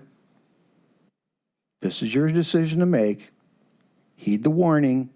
Your mess is massive. And if not dealt with appropriately, the residents of Cuyahoga County will pay a steeper price than the $1 billion for a $550 million jail 18 months ago. Had we been permitted to do our job 3 years ago, the court would have had all that it wanted and needed. Now, whenever the decision to address the court arrives, the court facilities will be constructed based on fiscal restraints rather than the individual desires of the judiciary. As a result of the Tuesday vote, coupled with skyrocketing construction costs and an inflationary economy, the configuration will be built upon budgetary factors. Congratulations, gang. The arguments of the outlays for the medical mart, arena, baseball field, community grants from ARPA dollars are all red herrings. In fact, all these projects have standalone funding sources that would never be used for a jail or a court tower. But no one seems to care about that information. Not sexy. We had all that was required 2 years ago to make this necessary decision, people.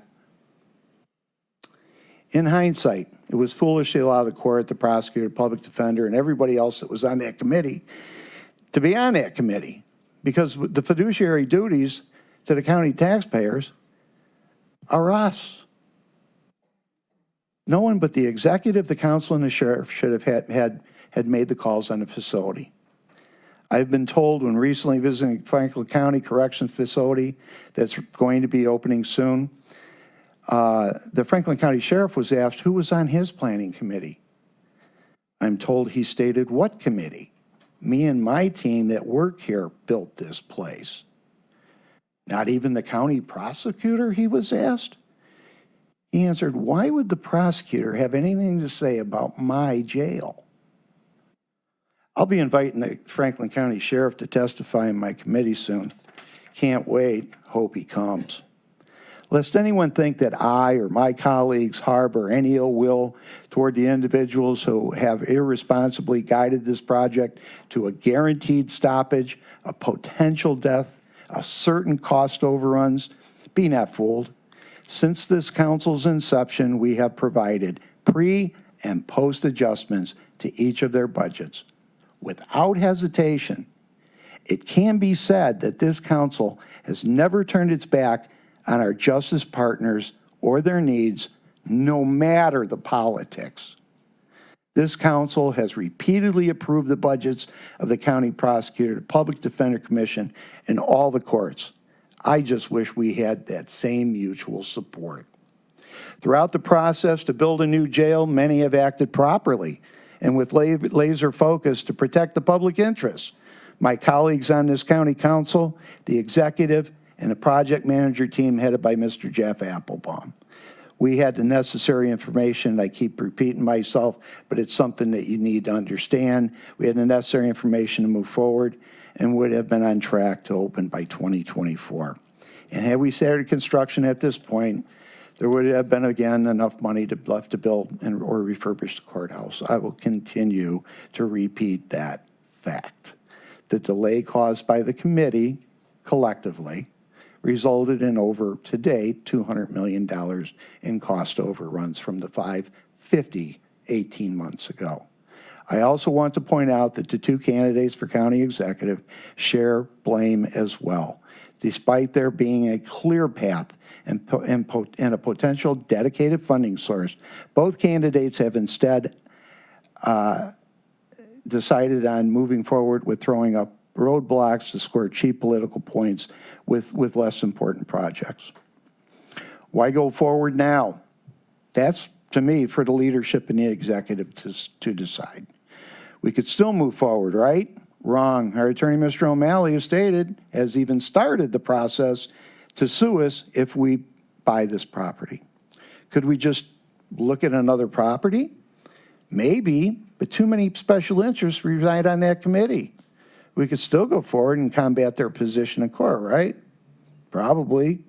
But now enter the two county executive candidates who have publicly promised to unravel anything regarding the purchase of this property upon assuming the executive position. We could still move forward, right?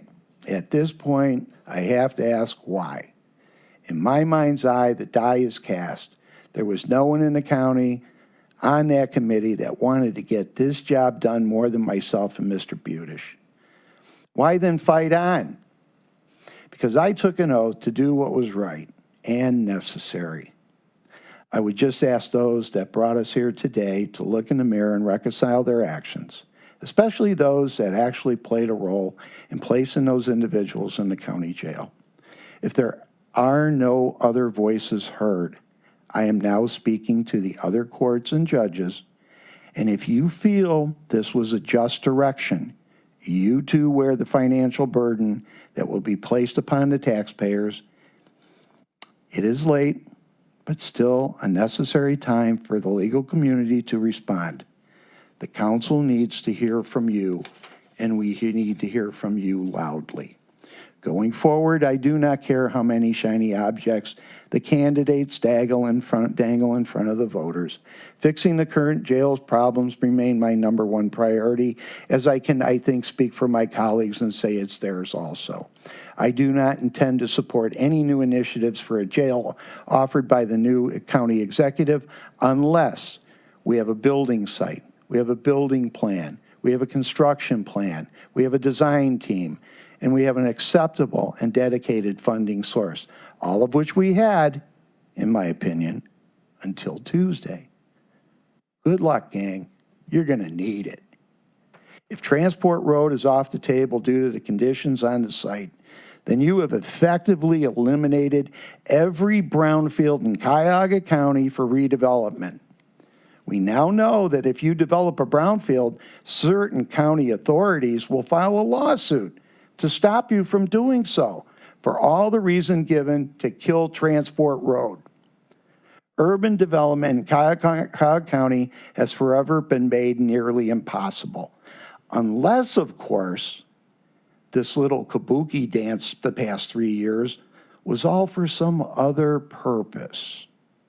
At a minimum, no county dollars, in my opinion, will be attached to any toxic brownfield site going forward.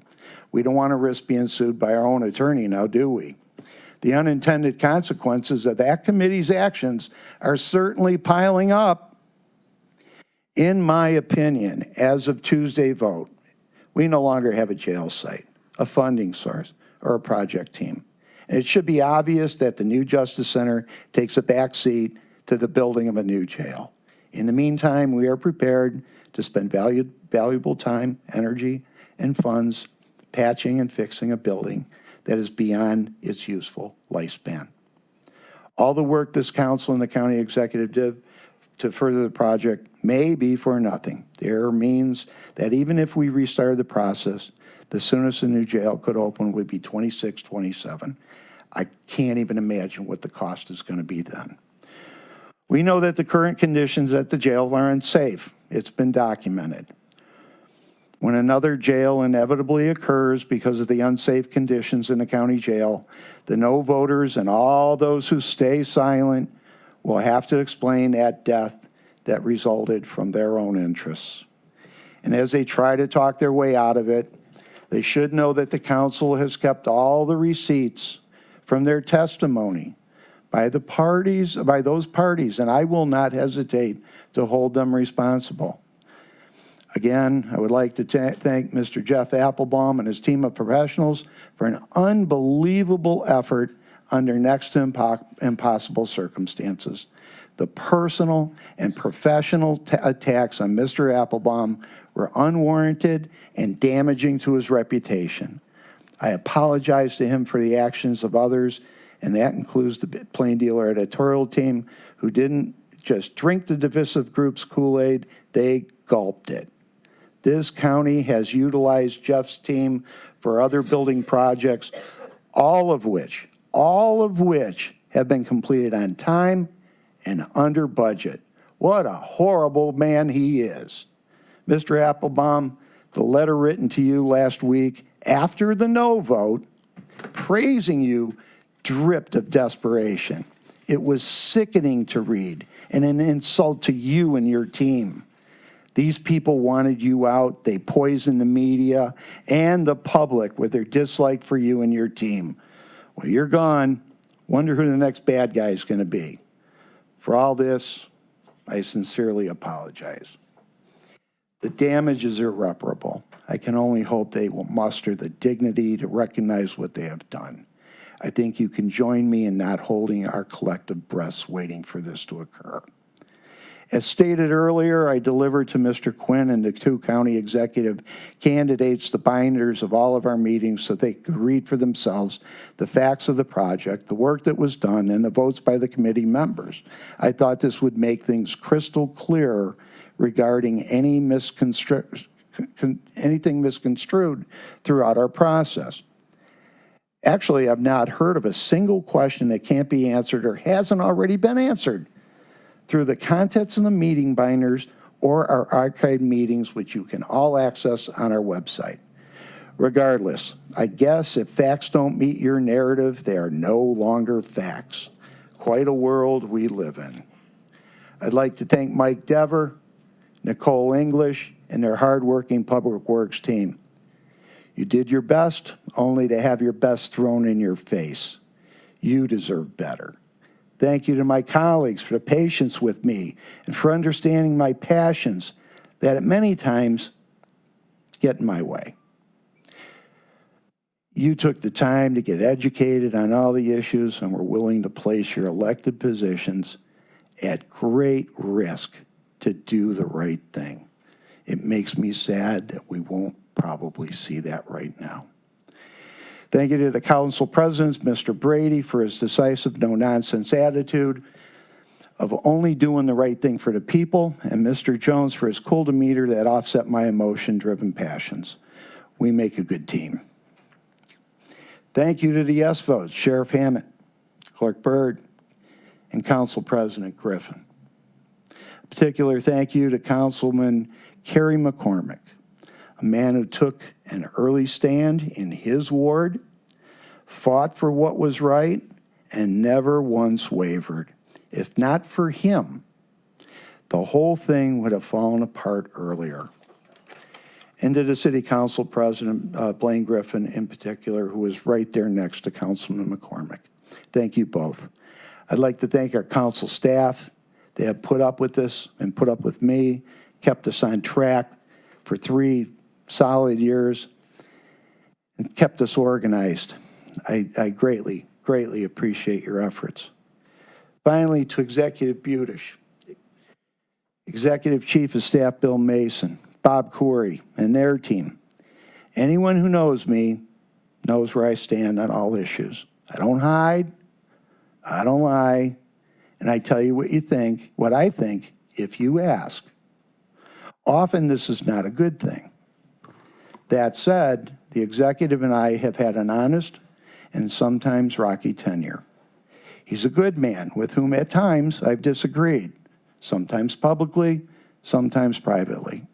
In the end, I believe we both had the county's welfare and the needs of our residents at the forefront.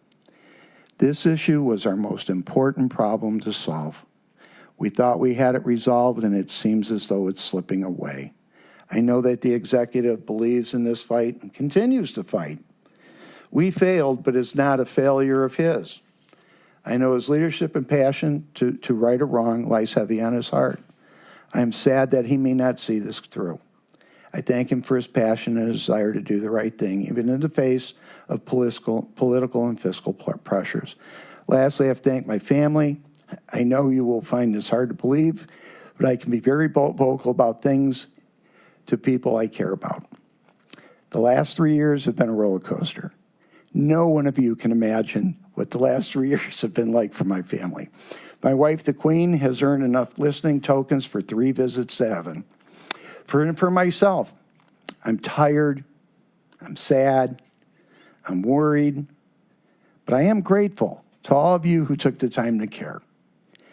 And I'm including everyone involved in this discussion, in particular, you residents that came here to testify. You now know what I could not speak of until after last Tuesday. Whether I agree with you or not, your voices are important.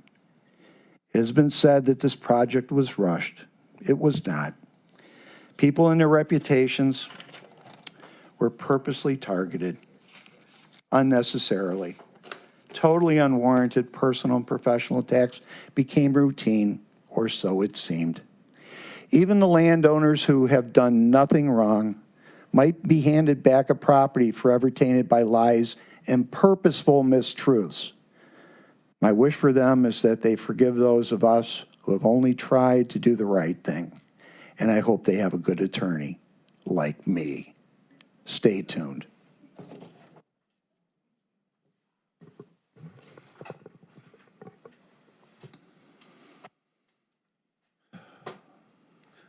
Since the start of the new county government in 2010, Cuyahoga County Council has prided itself on providing steady leadership and responsible oversight of county operations, including management of the jail and justice center. We have endeavored to be good stewards of taxpayer money and to do what is best for the county residents. As my colleagues have made clear, the decision to build a new jail was not rushed. Over $5 million and 4 years of time and effort have been invested in this process. The Justice Steering Committee was initiated in 2018 and was formally established in 2019 to create an open and transparent forum where residents and stakeholders across the entire justice system would have an opportunity to be heard and to participate in the planning. Since 2019, the steering committee conducted more than a dozen public meetings where many options were vetted. The steering committee's work made it clear early on that the county's current jail is in urgent need of an upgrade, and that building a new jail is far more viable than renovating the current jail. A comprehensive site selection effort was then undertaken, involving real estate experts and a request for proposals. In the end, 2700 Transport Road was identified as the best location to build a safer, more efficient, more humane jail. It is true that 2700 Transport Road comes with environmental challenges, but that would be true of any serious site available in a developed industrial county. These environmental problems can be remediated. Major luxury housing developments in the Flats and Edgewater neighborhoods have encountered similar environmental issues and have had no problem finding tenants willing to pay top dollar to live on so-called toxic sites. The steering committee's environmental experts have clearly stated that 2700 Transport Road can similarly be made safe for residential use. We listen to the experts, not to those who engage in reckless fear-mongering. Despite the fact that Council introduced legislation to ensure money will be set aside to support capital needs of the Justice Center, a plurality of the steering committee voted against acquisition of the proposed jail site. Prosecutor Michael O'Malley, Administrative Judge Brendan Sheehan, and Public Defender Cullen Sweeney have threatened to sue the county to prevent the construction of a new jail. Prosecutor O'Malley has also questioned the council's decision to provide American Rescue Plan grant funding to support community needs like roads, bridges, public safety, and housing. These actions suggest that they believe renovating their office space is a higher priority than ensuring the safety and well-being of those in county custody or helping our communities recover from the pandemic. The threatened lawsuit is a delay tactic entirely without merit. It does not in any way impact our decision moving forward. Both candidates for county executive were provided copies of the steering committee materials, which have been publicly available online for years. Unfortunately, it appears that neither candidate took the time to review them. It is also a shame that neither candidate has ever attended a single council committee or steering committee meeting where the jail was discussed. I and many of my colleagues on council still feel that proceeding with the construction of a new jail is the best course of action for the health and safety of both county employees and the individuals held within the jail. However, both candidates for county executive now publicly oppose building the jail at 2700 Transport Road, even if council approves the purchase of a new site. While I strongly believe that further delay is a mistake, it is their mistake to make.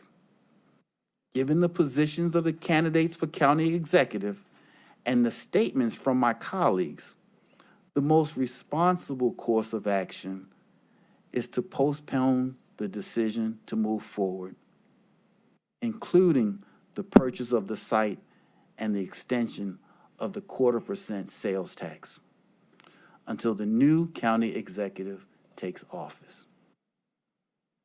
I thank my colleagues on council for their hard work and commitment to fixing the problems within our current jail, especially Public Safety and Justice Service Chair Michael Gallagher.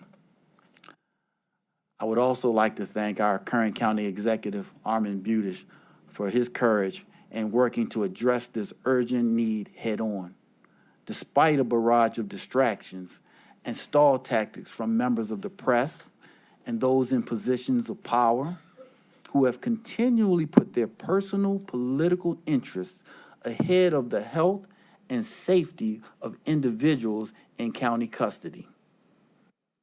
I urge the next county executive to swiftly identify a plan and a funding source for addressing the critical needs at the county jail.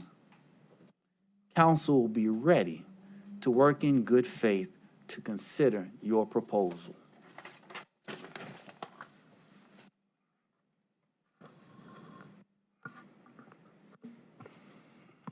Again, thank you all of my colleagues for your comments. All right. Madam Clerk, let the record reflect that Councilman Jack Strawn is. Duly noted. And let the record reflect also that Councilmember Sweeney is in attendance. All right. At this time, we're going to have a presentation of a proclamation to commemorate October as Disability Employment Awareness Month in Cuyahoga County. Proclaiming the month of October 2022 as Disability Employment Awareness Month in Cuyahoga County. Disability, part of the equity equation. I apologize. No, please continue. On behalf of Cuyahoga County Council, we'd like to offer Nancy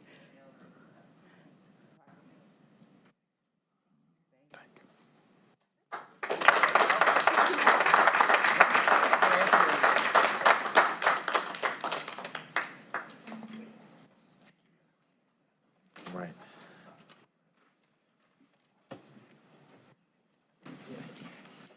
Right. At this time, I want to allow our county executive to give his comments as to all that you've heard today. Thank you, Mr. President. I'll keep it short. I've listened to what all the council members have said, both tonight and offline previously. I have to also name some names. I truly appreciate the deep thought that you've all given to this, but I have to especially single out Councilman Tuma for his factual discussion of the jail issues. I especially have to thank Councilwoman Sunny Simon. You went through a fairly comprehensive discussion of what's the facts are, and there's been way too many incorrect facts out there coming from a variety of sources. So thank you for setting the record straight. I have to talk about Councilman Gallagher, who, as he said, we've had quite a history together, but I will tell you that nobody has been more passionate, more committed to protecting the people who are residents of the jail and who are working the jail. He believes in his heart that they deserve a humane, good, efficient place to work and to live, and he has done everything in his power to make that happen. And again, he has set forth facts as opposed to misinformation that's been out there, and I appreciate that. And Mr. President, you've been supportive all along the way of our efforts here, starting back when this committee was formed, and then all the way through, including making sure we had the right experts and consultants and to gather the information that we needed, and you made sure that everybody was getting that information, even though, again, the public hasn't necessarily gotten it all because there's been a lot of fake news. But thank you, Mr. President, for your work. I will close by just saying that I've decided to withdraw the proposed legislation concerning the jail and sales tax. And Mr. President, I would ask if you would be willing to join me in that effort. I will join you. I agree with you. I will join you. Thank you very much. That's all I have to say tonight. Okay. Thank you. All right. At this time, legislation introduced by council. Consideration of resolutions of council for first reading and referral to committee. Resolution 2022-0348, awarding a total sum not to exceed $127,500 to the Village of Glen Willow for the Pettibone Road Sanitary Sewer Extension Phase 2 project from the District 6 ARPA Community Grant Fund. This item will be referred to the Public Works Procurement and Contracting Committee.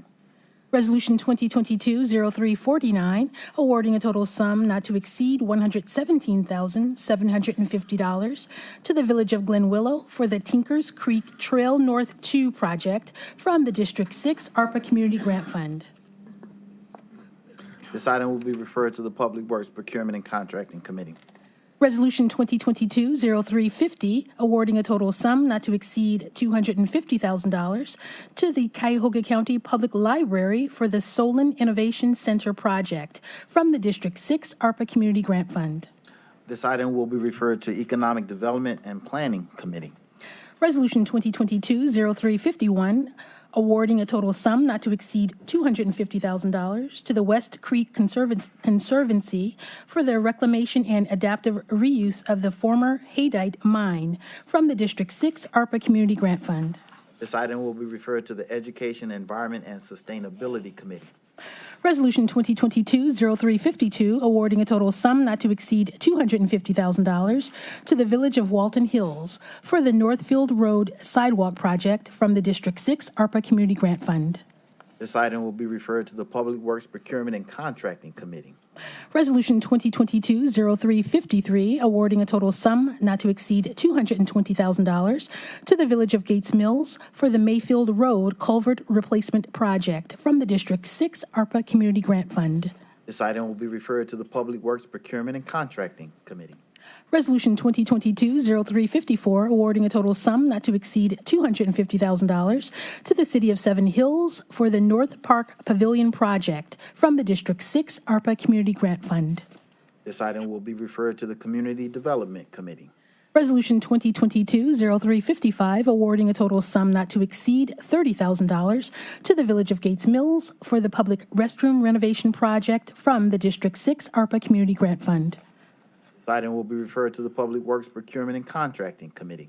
Resolution 2022-0356, awarding a total sum not to exceed $250,000 to the Village of Chagrin Falls for the Wastewater Treatment Plant Green Energy Efficiency Improvement Project from the District 6 ARPA Community Grant Fund.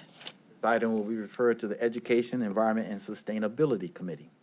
Resolution 2022-0357, awarding a total sum not to exceed $250,000 to the City of Brecksville for the Oaks Road Valley Parkway Connector Trail Project from the ARPA Community Grant Fund. This item will be referred to the Public Works Procurement and Contracting Committee. Resolution 2022-0358, awarding a total sum not to exceed $250,000 to the City of Mayfield Heights for the Aquatic and Community Center project from the District 6 ARPA Community Grant Fund. This item will be referred to the Community Development Committee.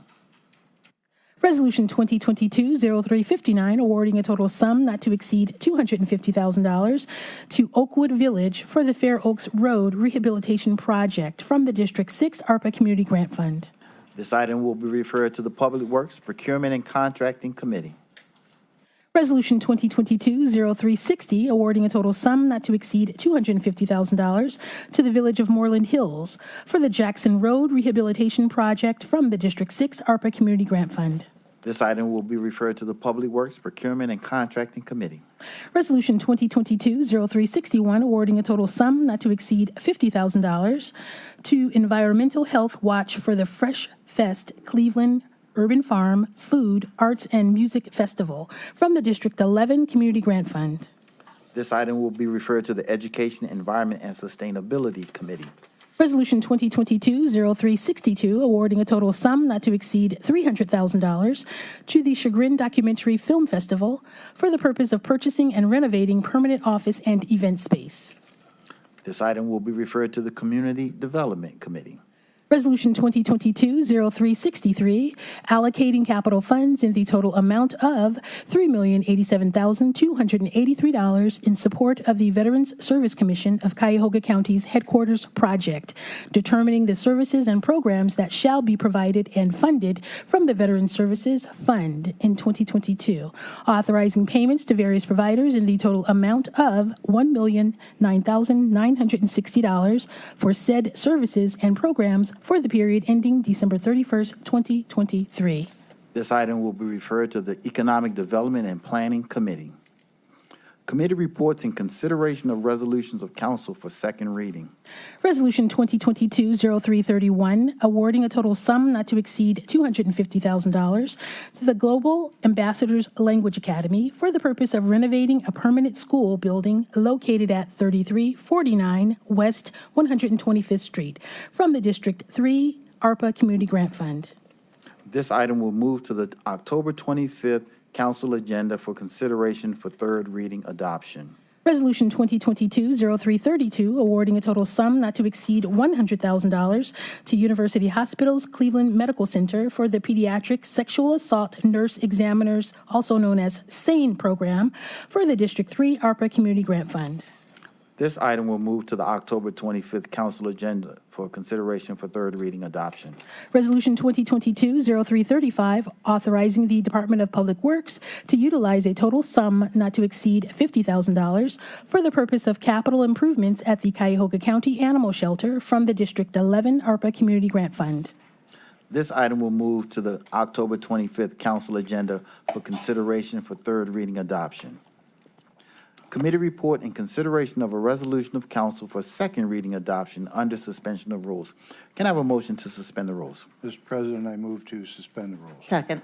It's been properly moved and seconded. All in favor of suspending the rules, say aye. Aye. Opposed? Ayes have it. The rules are suspended. Resolution 2022-0336, supporting an application for funding under the Clean Ohio Fund Green Space Conservation Program, available through the Ohio Public Works Commission on behalf of West Creek Conservancy for the conservation of ecologically significant areas in the Chippewa Creek Conservation Corridor in the city of Broadview Heights. Thank you. This matter was heard in committee last Wednesday. This is our annual resolution to support applicants to the Clean Ohio Fund Green Space Conservation Program, and I ask for your support. Councilwoman, was that the motion? Motion to approve. Okay. Thank you. Properly moved and seconded. We've had discussion. All those in favor say aye. Aye. Opposed? Ayes have it. Consideration of resolutions of council for third reading adoption. Resolution 2022-0197, awarding a total sum not to exceed $150,000 to the Village of Highland Hills for the Government Center Elevator Replacement Project from the District 9 ARPA Community Grant Fund. President, I move that we move this project forward on behalf of Mayor Booker and the Village of Highland Hills. This will help them conduct business in a more efficient way, and I ask to move this forward. Second. Second. All right, properly moved and seconded. All those in favor say aye. Aye. Opposed? Ayes have it. Resolution 2022-0258, awarding a total sum not to exceed $250,300 to the Ohio Aerospace Institute for the purpose of enabling Cuyahoga County businesses to compete globally through biomimicry-based innovation from the District 2 ARPA Community Grant Fund. Move to adopt. Second. Mr. President, my colleagues, this is the first of two highly innovative District 2 ARPA projects that are up for passage tonight. Working with my proposal evaluation team, we sought to identify projects that had the potential for transformative impacts on Greater Cleveland's economy and sustainability. I realize that these projects are somewhat speculative, and I would understand if any of my colleagues are not willing to take the risks involved. But I believe the large potential benefits makes these projects worthy of investment. In each case, we recommended funding at this time for only the first year of proposed two-year projects. If the proposals are approved and make a strong start, we will seek funding for the second year at a later time. This resolution provides $250,300 to the Ohio Aerospace Institute for a biomimicry program that will assist businesses to use what can be learned from nature to develop more sustainable and energy-efficient products.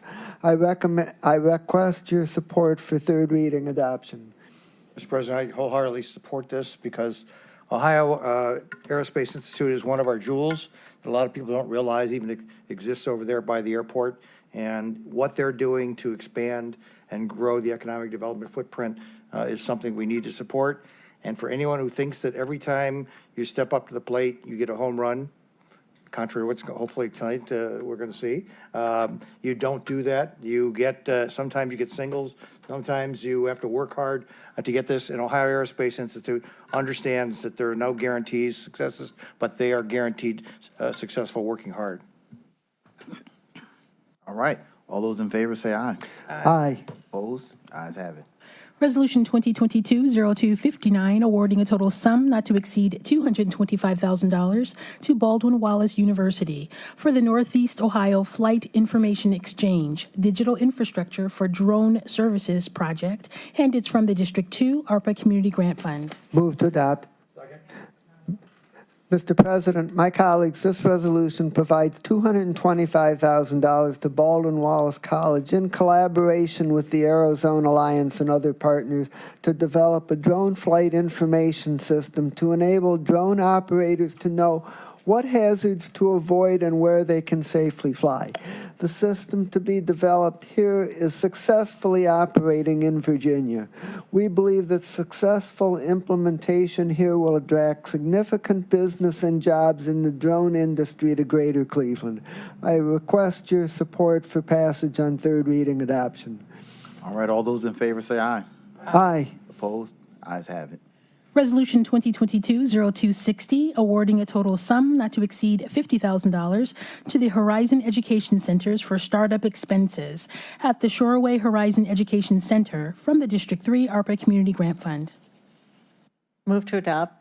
Second. This matter was heard in committee, but I'm going to defer to Councilman Sweeney, who sponsored the legislation, Madam to talk Chair. about the Horizon. Mr. President, to my chairwoman, my colleagues, I was introduced to Horizon during the grant application process, and I just found out what a wonderful opportunity. Talked to the local council person, Jenny Spencer, and she's fully supportive of it, and just a wonderful addition to Detroit Avenue, and continues the progress of taking spot development and continuing down to make Detroit Avenue from West Boulevard east what it can be. So I'd appreciate my colleagues' support, and Madam Chairwoman, I thank you for letting me make comment today. All right, all those in favor say aye. Aye. Opposed? Ayes have it. Resolution 2022-0261, awarding a total sum not to exceed $250,000 to the Cleveland Christian Home for the Cleveland Christian Home Capital Renovation Project from the District 3 ARPA Community Grant Fund. Move to adopt. Second.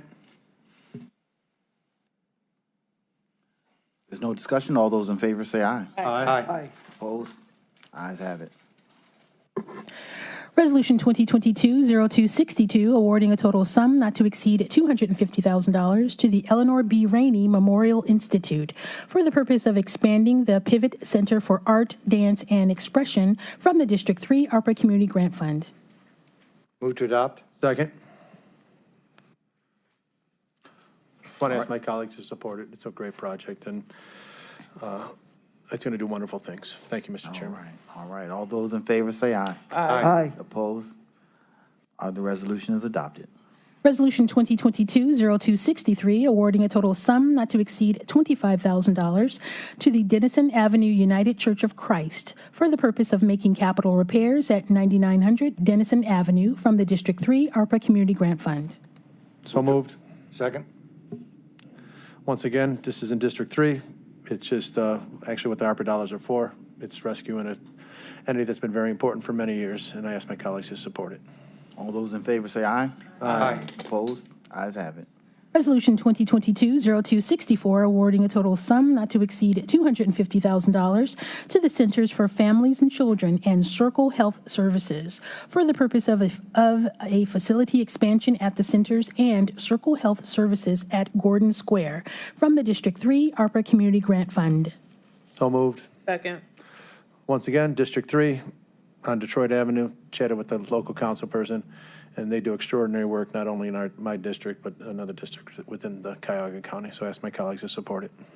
All those in favor say aye. Aye. Opposed? Ayes have it. Resolution 2022-0265, awarding a total sum not to exceed $50,000 to the Sokol Greater Cleveland Gymnastic and Educational Organization, Inc. for capital improvements at Bohemian National Hall, Czech Cultural Center from the District 3 ARPA Community Grant Fund. So moved. Second. Properly moved and seconded. Once again, this is in District 3. After speaking to the local council person and my council president, I realize what a gem this is and absolutely a wonderful investment with ARPA dollars. So I ask my colleagues to support it. All those in favor say aye. Aye. Opposed? Ayes have it. Council President, at this time, could I clarify who seconded the motion? I heard Councilman Miller second. I did. Two firsts and a Miller second. I heard 2 seconds and a first. All right. So, Let's give it to Councilman Miller as the second. Thank you. All right. And also at this time, Council President Jones has requested his name be added as a sponsor. Yes, I have. Thank you. Resolution 2022-0266, awarding a total sum not to exceed $75,000 to the Cleveland National Air Show, Inc. for general operations from the District 3 ARPA Community Grant Fund. Move to adopt. Second. This matter was heard in the Economic Development Committee, and I think that we all love the air show. I have a feeling that most of us, until I said it on that committee, had no knowledge of how little additional revenue income comes to the actual air show. That I think it was almost, I think it was 1 out of 10 people actually bought a ticket. The rest were all watching the show at no cost, or they bought tickets for $800, $900 to be watching it from the top of buildings. None of that money actually went to the air show. So imagine how you're producing a product and 9 of the people are consuming your product and not participating at all. So they are not asking for a great sum of money here, but I think it's a great benefit for our county to have this going on here. And I think it's, I encourage everybody to support this. All right. All those in favor say aye. Aye. Opposed? Ayes have it. Resolution 2022-0267, awarding a total sum not to exceed $250,000 to the Union Miles Development Corporation for the construction of the Walt Collins Veteran Housing and Service Center from the District 8 ARPA Community Grant Fund. Move to adopt. Second. This is in my district, District 8.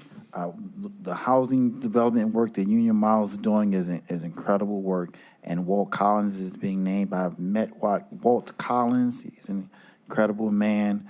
Could not have named it after a better person. And I ask my colleagues for their support. So all those in favor say aye. Aye. Opposed? Recusal, please. One recusal. All right, thank you.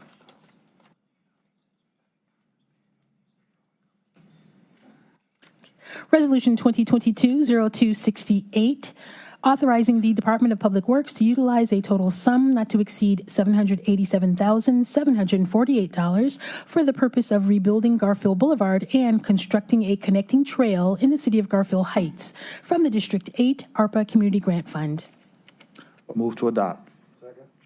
All right. Strawn, second. Seconded by Strawn. And I'd just like to thank Mayor Matt Burke for coming out again tonight. The work you're doing in the city is incredible. I'm glad to be able to partner with you. These type of projects could not have been done. This council, I just want to acknowledge all of council for all of these ARPA dollars and how we have partnered with our mayors who know what's best in their cities, and to be able to be a part of your good work and success. I'm proud to stand with you, Mayor. So again, I ask for my colleagues' support on this item. All those in favor say aye. Aye. Opposed? Ayes have it. Resolution 2022-0269, authorizing the Department of Public Works to utilize a total sum not to exceed $250,000 for the purpose of the Grant Avenue Pavement Repair and Resurfacing Project in the village of Cuyahoga Heights from the District 8 ARPA Community Grant Fund. Move to adopt. Second, Strawn.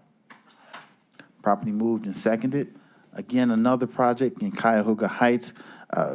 The economic activity in that community and the work of this road, of maintaining this quality road, is going to do a great work again in Cuyahoga Heights. So again, I ask for my colleagues' support. All those in favor say aye. Aye. Opposed? Ayes have it. Resolution 2022-0272, awarding a total sum not to exceed $140,000 to the City of Maple Heights for the installation of an emergency generator at the Maple Heights Senior Center from the District 8 ARPA Community Grant Fund. Move to adopt. Second. Properly moved and seconded.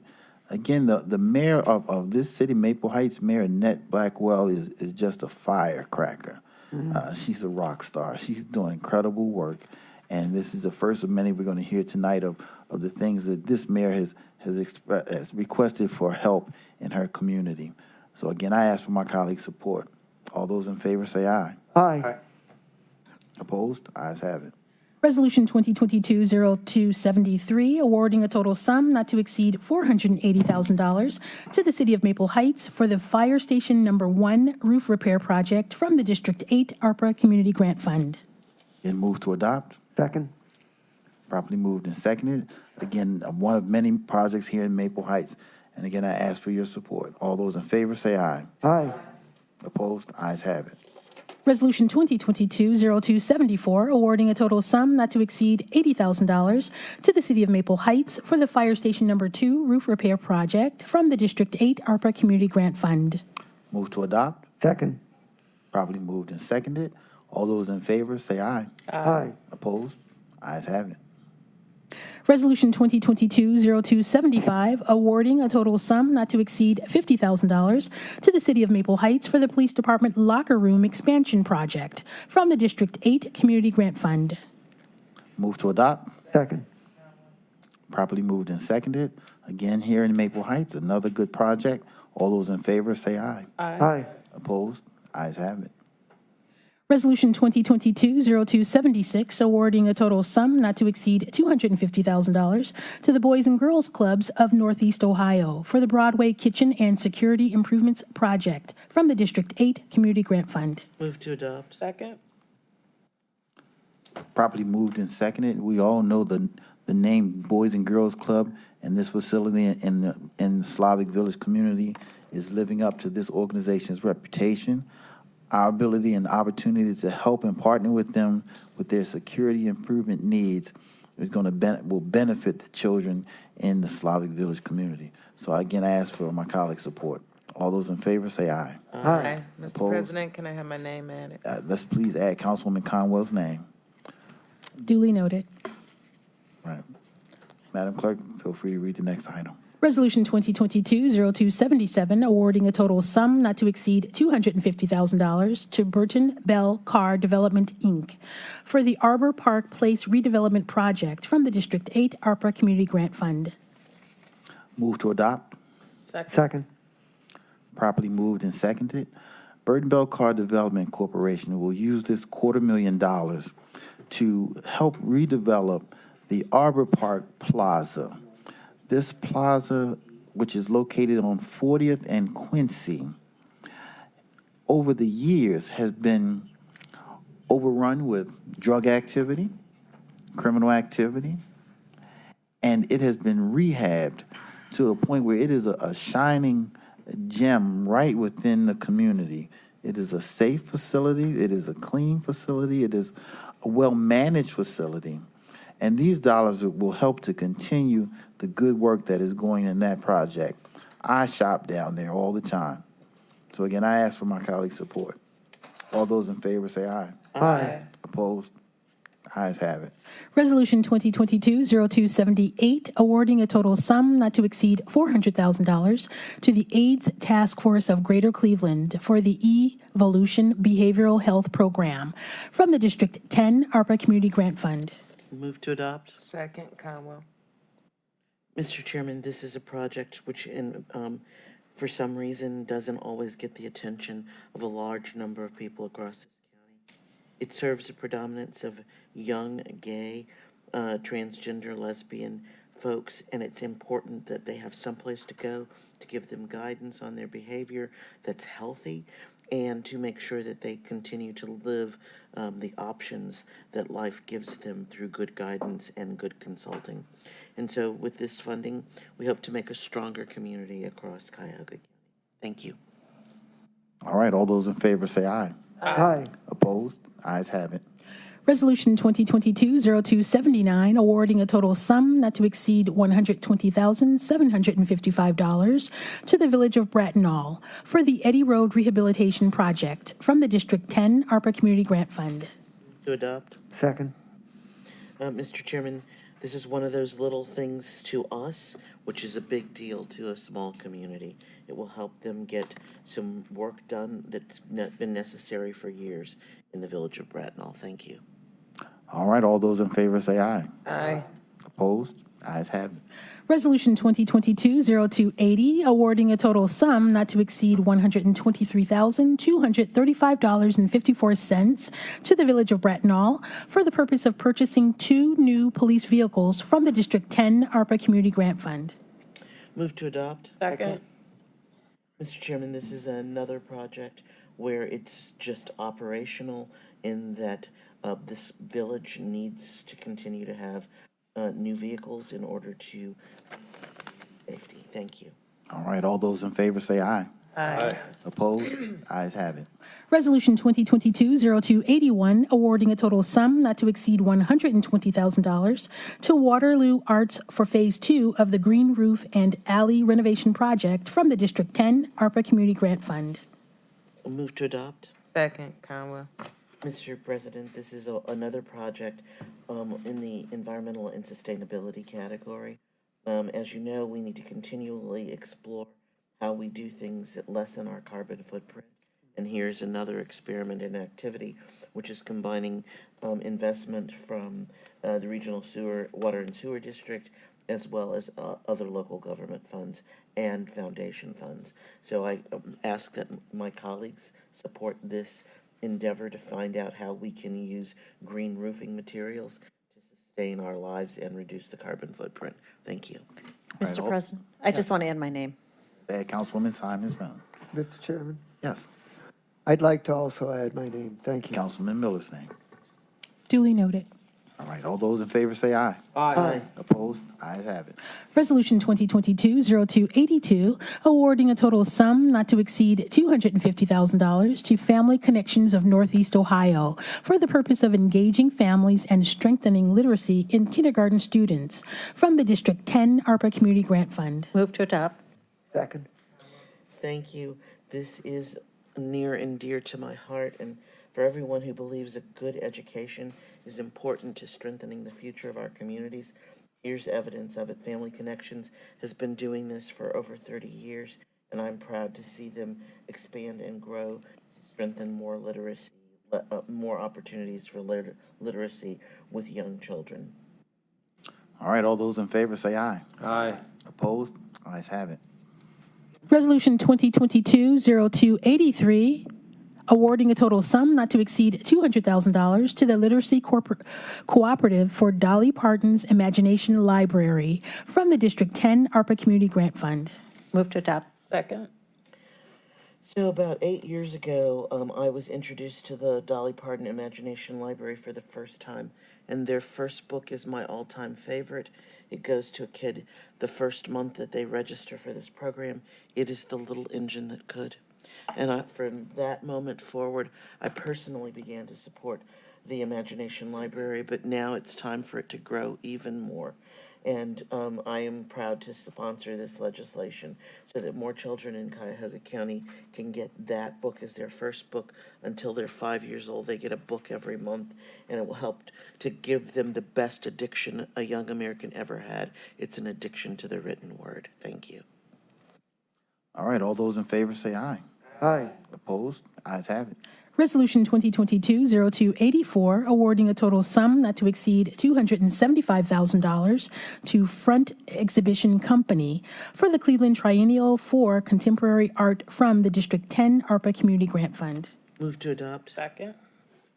This is a project that is regional in its reach and tries to make sure that everyone has an opportunity to see, engage, and touch art.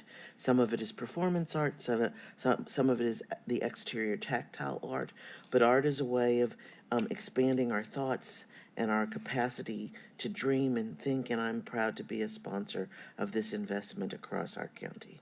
All right, all those in favor say aye. Aye. Opposed? Ayes have it. Resolution 2022-0285, awarding a total sum not to exceed $47,280.43 to the East Cleveland Domestic Violence Program for the purpose of supporting operational expenses from the District 10 ARPA Community Grant Fund. To adopt. Second. Mr. President, this is one of those programs you fund because you have to. It is unfortunate that we have domestic violence in our communities. And so some communities have more domestic violence than others, but we need to make sure that there are safe places for the victims of this crime to go for counseling, guidance, and recommendations on how to manage their lives better. Thank you. All right, all those in favor say aye. Aye. Opposed? Ayes have it. Resolution 2022-0286, awarding a total sum not to exceed $25,000 to the Collective Arts Network for the Cannes Triennial Regional Art Exhibition from the District 10 ARPA Community Grant Fund. Move to adopt. Second. This is a program that helps people think bigger and better and expand and grow. And that's really what art is all about, to imagine beyond just what we see in front of us. Thank you, Mr. President. All right, all those in favor say aye. Aye. Opposed? Ayes have it. Resolution 2022-0287, awarding a total sum not to exceed $2 million to the Cleveland Metro Parks for the restoration of Forest Hills Park from the District 10 ARPA Community Grant Fund. To adopt. Thank you again. This $2 million going to Metro Parks, who has created the Emerald Necklace for this region, will help a community that has not always been able to reinvest in its parkland. A predominance of this money will go into the part of Forest Hill Park that is in East Cleveland, but because this parkland stretches across two communities, we don't know exactly where we might have to step into Cleveland Heights and clean something up. So it's been granted to Metro Parks to take care of it rather than a municipality standing on a single boundary. Thank you. All right, all those in favor say aye. Aye. Opposed? Ayes have it. Resolution 2022-0288, awarding a total sum not to exceed $500,000 to the City of Cleveland Heights for the Security Camera Network Replacement and Expansion Project from the District 10 ARPA Community Grant Fund. Move to adopt. Thank you. This project is for security in the community. We've found more and more, especially in communities with diversity, that there are folks who who want to risk the safety of other folks by committing crimes and putting lives in danger. So the city of Cleveland Heights has asked to upgrade the security camera network throughout the community, especially in the neighborhoods that have Orthodox Jewish members as well as African American members in their community. Thank you for your support. All those in favor say aye. Aye. Opposed? Ayes have it. Resolution 2022-0289, awarding a total sum not to exceed $12,000 to the Cuyahoga County Land Reutilization Corporation for demolition of the cottage on Greenwood Farm Community Park in the city of Richmond Heights from the District 11 ARPA Community Grant Fund. Move to adopt. Thank you, colleague Conwell. The next two items, 89 and 90, are just allocation of funding to demo two structures in Richmond Heights that are really needed to come down. All right, all those in favor say aye. Aye. Opposed? Ayes have it. Resolution 2022-0290, awarding a total sum not to exceed $12,000 for the Cuyahoga County Land Reutilization Corporation for demolition of 422 Richmond Road in the city of Richmond Heights from the District 11 ARPA Community Grant Fund. Move to adopt. Second. I already. Second. Thank you. All right, all those in favor say aye. Aye. Aye. Opposed? Ayes have it. Resolution 2022-0291, awarding a total sum not to exceed $100,000 to the city of Richmond Heights for the purpose of installing an emergency generator at Richmond Heights City Hall from the District 11 Community Grant Fund. Move to adopt. Second. All right, all those in favor say aye. Aye. Opposed? Ayes have it. Resolution 2022-0292, awarding a total sum not to exceed $230,000 to the city of Richmond Heights for the replacement of the Richmond Heights Division of Fire Ambulance from the District 11 ARPA Community Grant Fund. Move to adopt. Second, Shrine. All those in favor say aye. Aye. Opposed? Ayes have it. Resolution 2022-0293, awarding a total sum not to exceed $400,000 to the city of South Euclid for the South Belvoir Boulevard resurfacing project from the District 11 ARPA Community Grant Fund. Move to adopt. Second. All those in favor say aye. Aye. Opposed? Ayes have it. Resolution 2022-0304, awarding a total sum not to exceed $307,531 to the city of North Olmsted for the North Olmsted Recreation Indoor Field Turf Project from the District 1 ARPA Community Grant Fund. Move to adopt. Second. If I may, the Mayor, Nicole Daly Jones, gave a presentation in the Community Development Committee on September 19th, 2022, on the importance of the North Olmsted Recreation Indoor Field Project. This project will convert a currently underutilized area of the North Olmsted Recreation Facility to an indoor turf and walking track. This facility will provide needed indoor recreation during the winter months for sports such as football and soccer, along with being able to utilize by the community on a year-round basis. This will also be a place for our local schools to use for several hours a day for needed practice time in the winter. It was unanimously supported, and I ask for your support on this project. All right, all those in favor say aye. Aye. Opposed? Ayes have it. Resolution 2022-0305, awarding a total sum not to exceed $892,469 to the city of North Olmsted for the North Olmsted School Building Demolition and Critical Infrastructure Project from the District 1 ARPA Community Grant Fund. Move to adopt. Second. Again, if I may, Nicole Daly Jones, Mayor of North Olmsted, give a presentation on the North Olmsted School Building Demolition and Critical Infrastructure Project. The Park Ridge neighborhood is home to over 250 homes that experience persistent issues related to stormwater retention and sanitary sewer backup. After demolition, this land will be used to build an equalizer basin for the retention of wastewater. The project was unanimously approved, and I ask for your support of this project. All those in favor say aye. Aye. Opposed? The resolution is adopted. Thank you.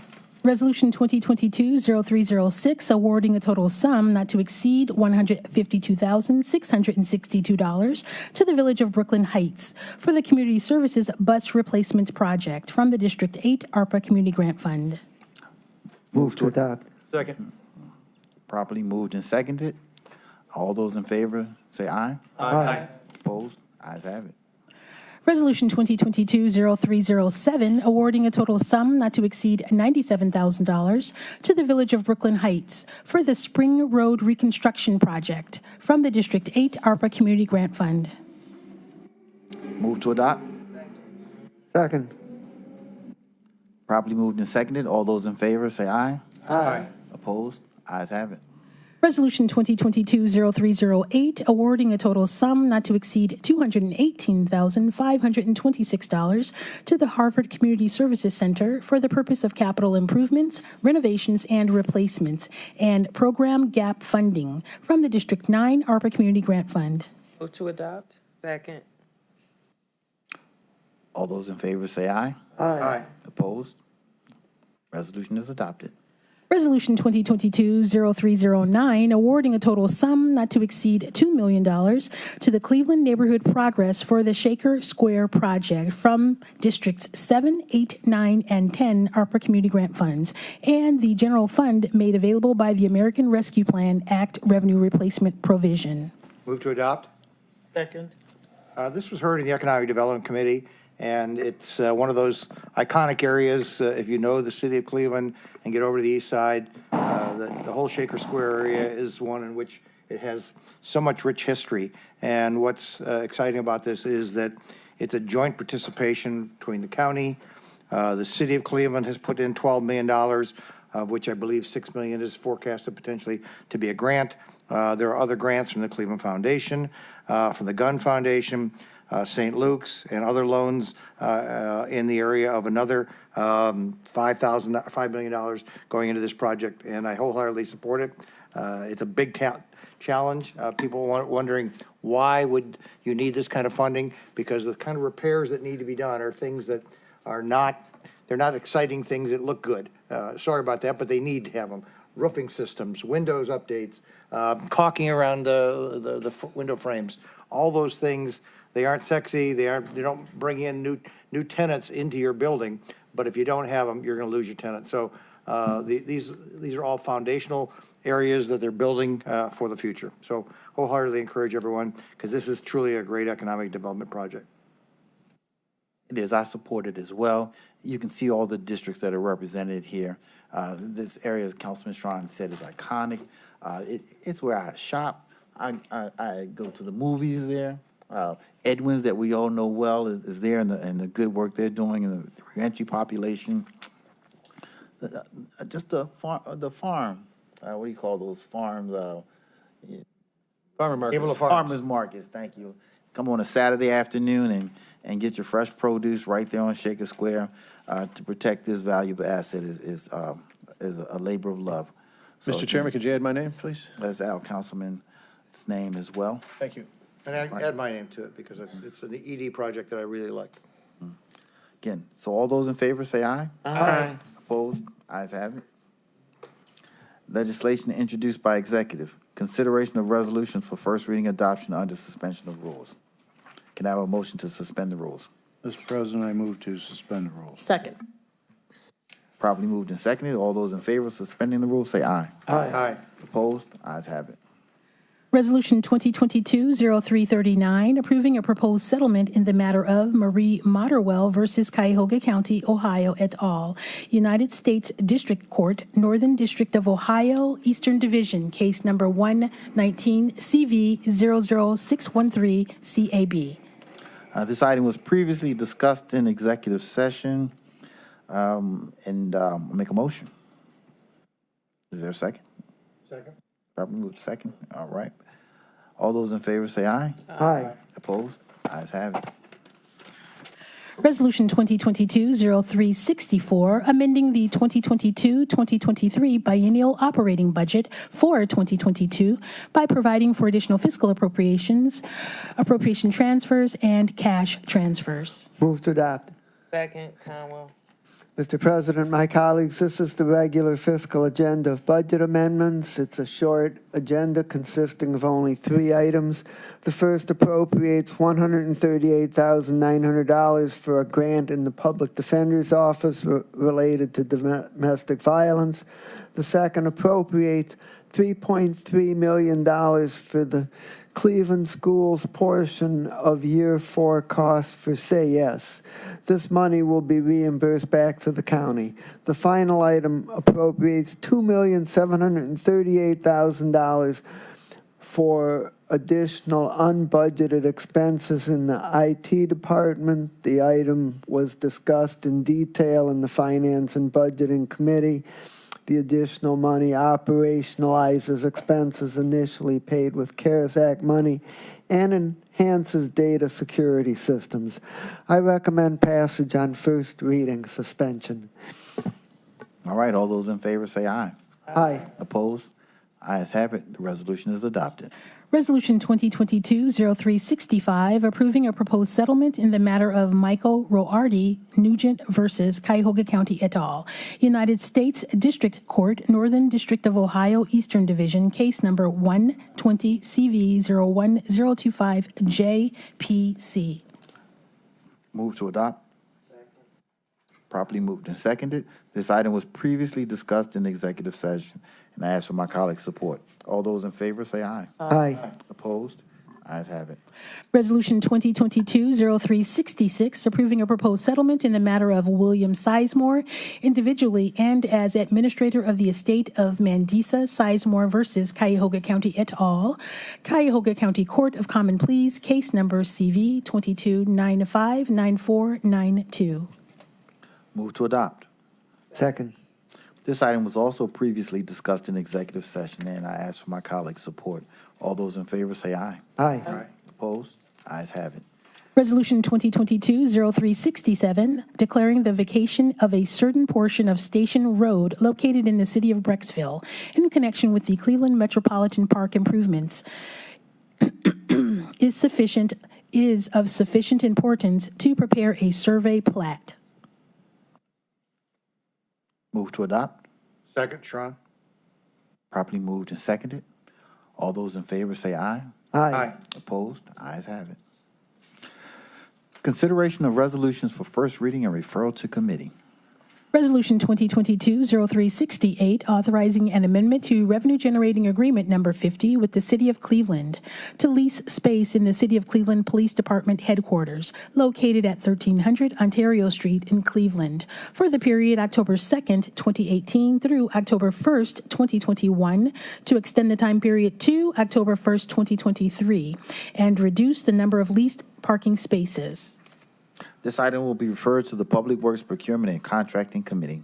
Resolution 2022-0369, making an award on requisition 8970 with Shermer Construction LLC in the amount not to exceed $1,598,700 for the replacement of Crestwood Lane, culvert number C0024, over a creek to the west branch of Rocky River, and Eastwood Lane, culvert number C00 0.08 over a creek to the west branch of Rocky River in Olmsted Township. This item will be referred to the Public Works Procurement and Contracting Committee. Resolution 2022-0370, authorizing a contract with Johnson Controls in the amount not to exceed $2,363,227 for maintenance services for building systems for the period November 1st, 2022 through October 31st, 2025. This item will be referred to the Public Works Procurement and Contracting Committee. Resolution 2022-0371, authorizing an agreement with Cuyahoga Metropolitan Housing Authority in the amount not to exceed $2 million to provide various emergency rental assistance services to income-eligible tenants for the eligibility period of April 1st, 2020 through December 31st, 2022, in connection with the Emergency Rental Assistance 1 and 2 program for the period September 1st, 2022 through December 31st, 2022. This item will be referred to the Community Development Committee. Resolution 2022-0372, authorizing an amendment to contract number 2737 with Integrated Precision Systems, Inc. for maintenance and support on the Enterprise Network Security System for the period January 1st, 2018 through December 31st, 2022, to extend the time period to June 30th, 2024, and for additional funds in the amount not to exceed $869,156.66. This item will be referred to the Public Safety and Justice Affairs Committee. Committee reports in consideration of resolutions for second reading. Resolution 2022-0150, authorizing a grant award to Cleveland Water Alliance in the amount not to exceed $1,450,000 to establish the Water Economy Growth Initiative Program, commencing upon contract signature of all parties for a period of 2 years. This item will move to the October 25th council agenda for consideration for third reading adoption. Resolution 2022-0347, authorizing an amendment to a master contract with various providers for short-term emergency child care for children in the county's custody for the period September 1st, 2022 through August 31st, 2023, to extend the time period to July 31st, 2024, and for additional funds in the total amount not to exceed $12,750,000 for the following providers. A contract with Specialized Alternatives for Families and Youth Services of Ohio, Inc., in the amount not to exceed $638,888.90. B, a contract with the Centers for Families and Children in the amount not to exceed $10,833,333.33. A contract with Providence House, Inc., in the amount not to exceed $638,888.88, and D, a contract with Ohio Mentor in the amount not to exceed $638,889.89. This item will move to the October 25th council agenda for consideration for third reading adoption.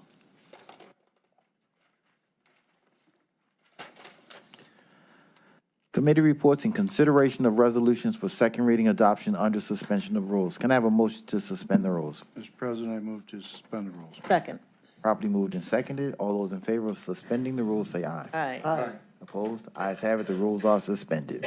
Resolution 2022-0254, authorizing an amendment to a memorandum of understanding and agreement among Cuyahoga County, Say Yes Cleveland, Cleveland Metropolitan School District, Breakthrough Public Schools, Near West Intergenerational School, Horizon Science Academy, and College Now Greater Cleveland, Inc., to establish funding responsibilities for Year 4 of the Say Yes Cleveland Strategy Program, and it's for the period July 24th, 2019 through July 23rd, 2022, to add Hope Academy Northwest Campus and Northeast Ohio College Preparatory High School as parties to the Memorandum of Understanding, effective July 23rd, 2022, to extend the time period to July 23rd, 2023, and for additional funds in the amount not to exceed $4,900,000. Move to adopt.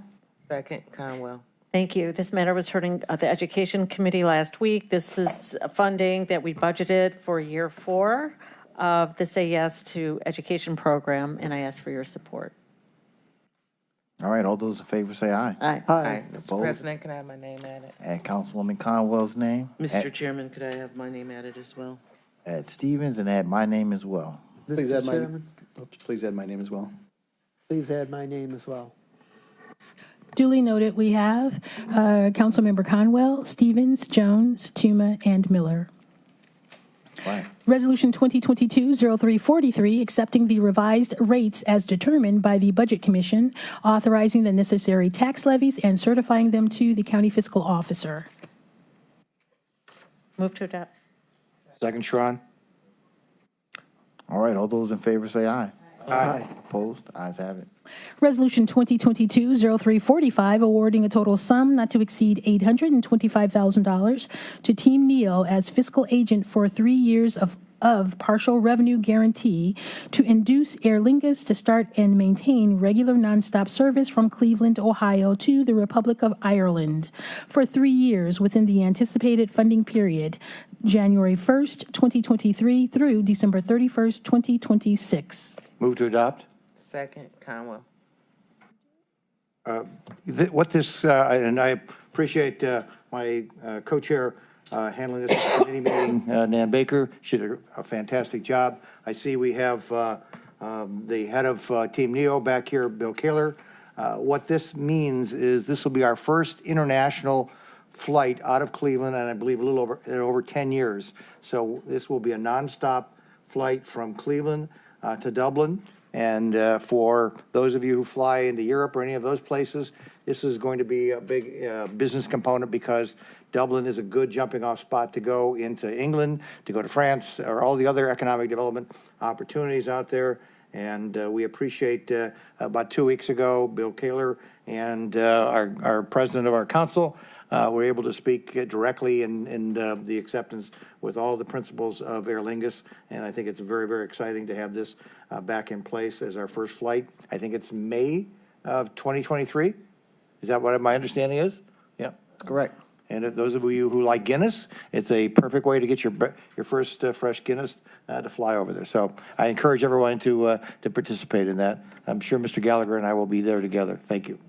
If I may, Mr. President, Yes. it was an honor to be chairing this committee and for Councilman Schron. And, you know, I'll add that the Airbus has 184 seats, which is estimated to achieve an economic impact of $85 million over the initial 3 years. So it is absolutely something that we're going to see a return on investment, and I certainly do support this project. All right. All those in favor say aye. Aye. Opposed?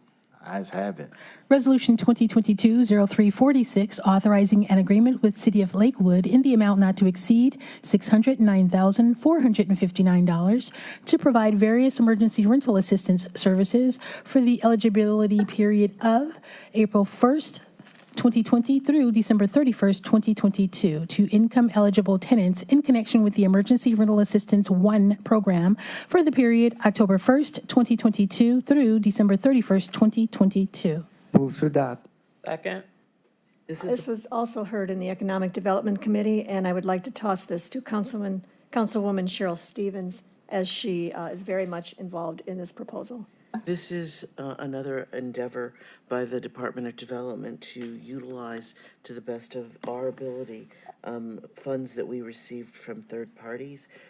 Much like the ARPA funds, this is an emergency rental program, and we have seen and continue to see a shortage of funding to help people stay in their housing units. The impact of ARPA is not COVID is not over, and we still need to work with many residents in our communities to help them continue to live in quality housing. And so this is an endeavor that will help us use money that is grant funding and expedite the usage of the funding. So I strongly recommend that we get this money to Lakewood and help them move forward with their programming. All right. All those in favor say aye. Aye. Opposed? Ayes have it. Consideration of resolutions for third reading adoption. Resolution 2022-0302, authorizing a grant award to Growth Opportunities Partners, Inc., in an amount not to exceed $1 million to support the development of renewable energy resources in underserved communities through a low-interest loan program commencing upon contract signature of all parties through December 31st, 2024. Move to adopt. Second. Thank you. This resolution was heard in committee, the Environmental Committee last week. This is funding for what we term the Green Bank to incentivize renewable energy projects in lower underserved communities, and ask for your support. All right. All those in favor say aye. Aye. Opposed?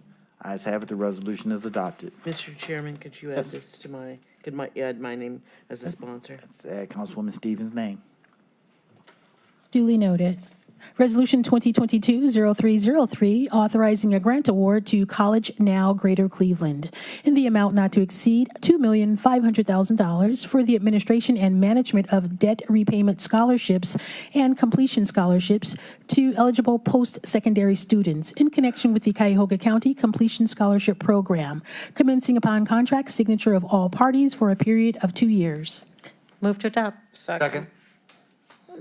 Thank you. I know it's been a long night, but I want to thank the executive and take a minute to explain what these two programs are in this resolution. The first is to fund scholarship completion for students who are at the end of their time at college. What we've been funding through our education assistance program is at the front end. You know, we were able to get people into college, but now this helps them close gaps if for some reason they can't get to graduation. So that's component one.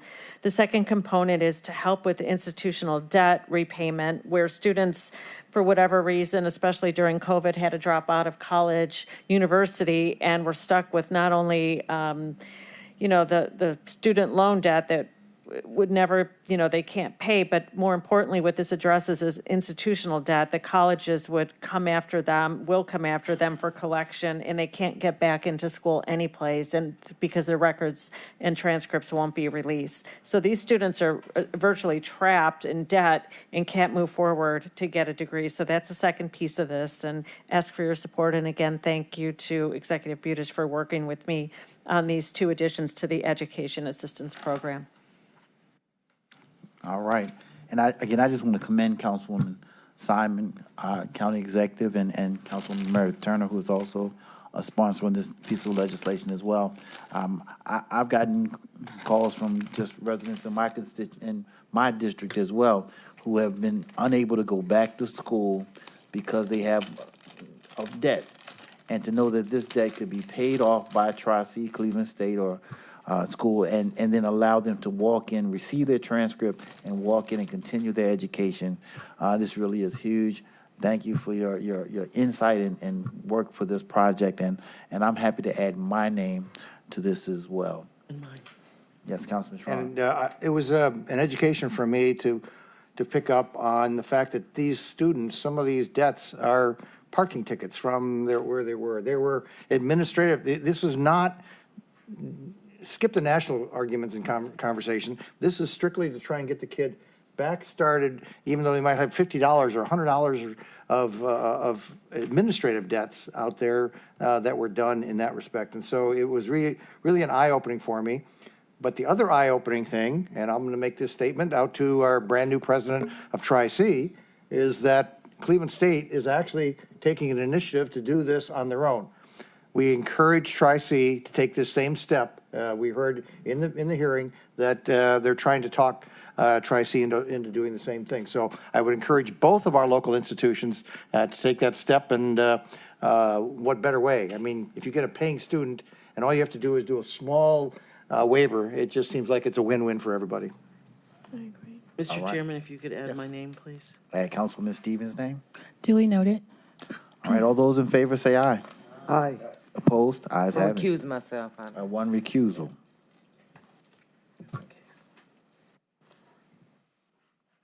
Resolution 2022-0317, declaring that public convenience and welfare requires the rehabilitation of Boston Road Bridge number 0745 over the East Branch of the Rocky River in the city of Broadview Heights. Total estimated project cost, $1,700,000. Finding that special assessments will neither be levied nor collected to pay for any part of the county's costs of said improvement. Motion to adopt. Mr. President, Ms. Nicole English from Public Works came before the Public Works Procurement Contracting Committee on September 21st, 2022. This bridge is over the East Branch of the Rocky River in Broadview Heights, and it will be funded 100% from the County Road and Bridge Fund. It covers 2,600 vehicles per day. It was constructed in 1978, and it is in poor condition and needs rehabilitation. I ask for my colleagues' support on this important project moving forward. All those in favor say aye. Aye. Opposed? Ayes have it. Resolution 2022-0318, declaring that public convenience and welfare requires the elimination of Chagrin River Road, bridge number 0240, over Deer Lick Creek in the village of Bentleyville. Total estimated project cost, $2,650,000. Finding that special assessments will neither be levied nor collected to pay for any part of the county's cost of said improvement. Motion to adopt. Second. And, Mr. President, with this particular bridge, it's going to be funded 75% through the county, 25% issue 1 state funds. Covers 768 vehicles per day, constructed in 1897 and rehabbed in 1960, and the bridge is no longer needed. And this was discussed in full in committee from Ms. English at the same committee meeting. I would ask for my colleagues' support on this piece of legislation as well. All those in favor say aye. Aye. Opposed? Ayes have it. Resolution 2022-0322, authorizing a grant award to Northeast Ohio Regional Sewer District in the amount not to exceed $1 million to support the planning, design, and construction of green infrastructure control measures within the combined sewer system wastewater service area of Cuyahoga County, commencing upon agreement of signature of all parties through December 31st, 2026. Move to adopt. Second. All those in favor? Oh, yes, go right ahead. Mr. President and my colleagues, this piece of legislation will augment the Northeast Ohio Regional Sewer District's $1.5 million annual program to assist municipalities with stormwater management projects such as permeable pavements, green roofs, and retention basins. The Regional Sewer District has many more quality proposals than they can fund, and this allocation will allow more of this important work to take place. All right, all those in favor say aye. Aye. Opposed? Recusal. And one recusal. Resolution 2022-0324, authorizing a state contract with Woolpert, Inc. in the amount not to exceed $553,305.86 for the purchase of aerial imagery acquisition, orthoimagery processing, and countywide building outlines in connection with the Ohio statewide imagery program for the period January 1st, 2023 through December 31st, 2023. Move to adopt. Second. Mr. President, my colleagues, this resolution was heard in Finance and Budgeting Committee. It approves a $553,306 contract with Woolpert for aerial imagery to document property changes for tax valuation. This contract is required only once every several years rather than every year. I recommend passage on third reading. All those in favor say aye. Aye. Opposed? Ayes have it. Resolution 2022-0326, authorizing amendments to various contracts with Manatron, Inc., doing business as Amentum Technologies for support and maintenance for various Manatron systems for the period January 1st, 2022 through December 31st, 2022, to extend the time period to December 31st, 2023, and for additional funds in the total amount not to exceed $704,336 for a contract number 2411 with Gamma Sigma System in the amount not to exceed $142,986, and B for a contract number 2424 in the amount not to exceed $561,350 for the visual property tax system. Move to adopt. Mr. President, my colleagues, this resolution was also heard in Finance and Budget. It extends our contract with Manatron for 1 year through calendar year 2023 for $704,336 to maintain systems required for property tax records and appraisal. I recommend passage on third reading. All right, all those in favor say aye. Aye. Opposed? Ayes have it. The resolution is adopted. Committee report and consideration of an ordinance for second reading. Ordinance 2022-0008, amending Chapter 1501 of the Cuyahoga County Code to prohibit discrimination on the basis of reproductive health decisions. This item will move to the October 25th, 2022 council agenda for consideration for third reading adoption. All right, miscellaneous committee reports. Are there any committee reports? No committee reports, but I want to say if you could add my name, Madam Clerk, to R2022-0308. You guys went too fast for me. Would you also add Stevens to that? Mr. President, too, if you could add my name to the air show, legislating supporting the air show, I'd appreciate that. And Turner as well to the air show. Fly alone. I can't stand the air show. You looking for committee meeting? Any committee reports? Okay, There'll be a Public Works Committee next Wednesday. That's regularly scheduled time. All right. Safety Tuesday. Economic Development, Monday at 3 o'clock. The Human Resources Appointment and Equity Committee next Tuesday, October 18 at 10 o'clock. HHS, stay tuned. All right. Community Development, stay tuned. Finance and Budget, stay tuned. All right. Nothing. Nothing? All right. Is there any miscellaneous business? We do have another item. Go right ahead. Item 13. Item number 13, report by clerk on legislation withdrawn at the request of sponsor. Resolution 2022-0337, a resolution supporting an application for funding under the Clean Ohio Fund Green Space Conservation Program, available through the Ohio Public Works Commission on behalf of the Western Reserve Land Conservancy for the conservation of ecologically significant areas in Sweetwater Preserve in the city of Brecksville, is being withdrawn at the request of the department.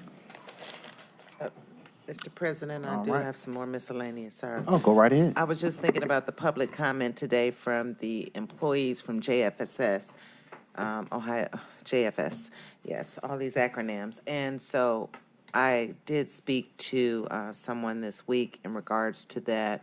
It is state mandated that they're getting rid of the e-processing system that is impacting the employees, where they spoke tonight, where they have to take additional training, additional work is getting put on them because they're disbanding. The state is disbanding the e-processing system. And so I knew that they were coming and that they would be in frustration. But what one of the young ladies did state was that Kevin Gowan, Director Gowan, as well as the union are working together and working out some solutions for those employees that it's impacting.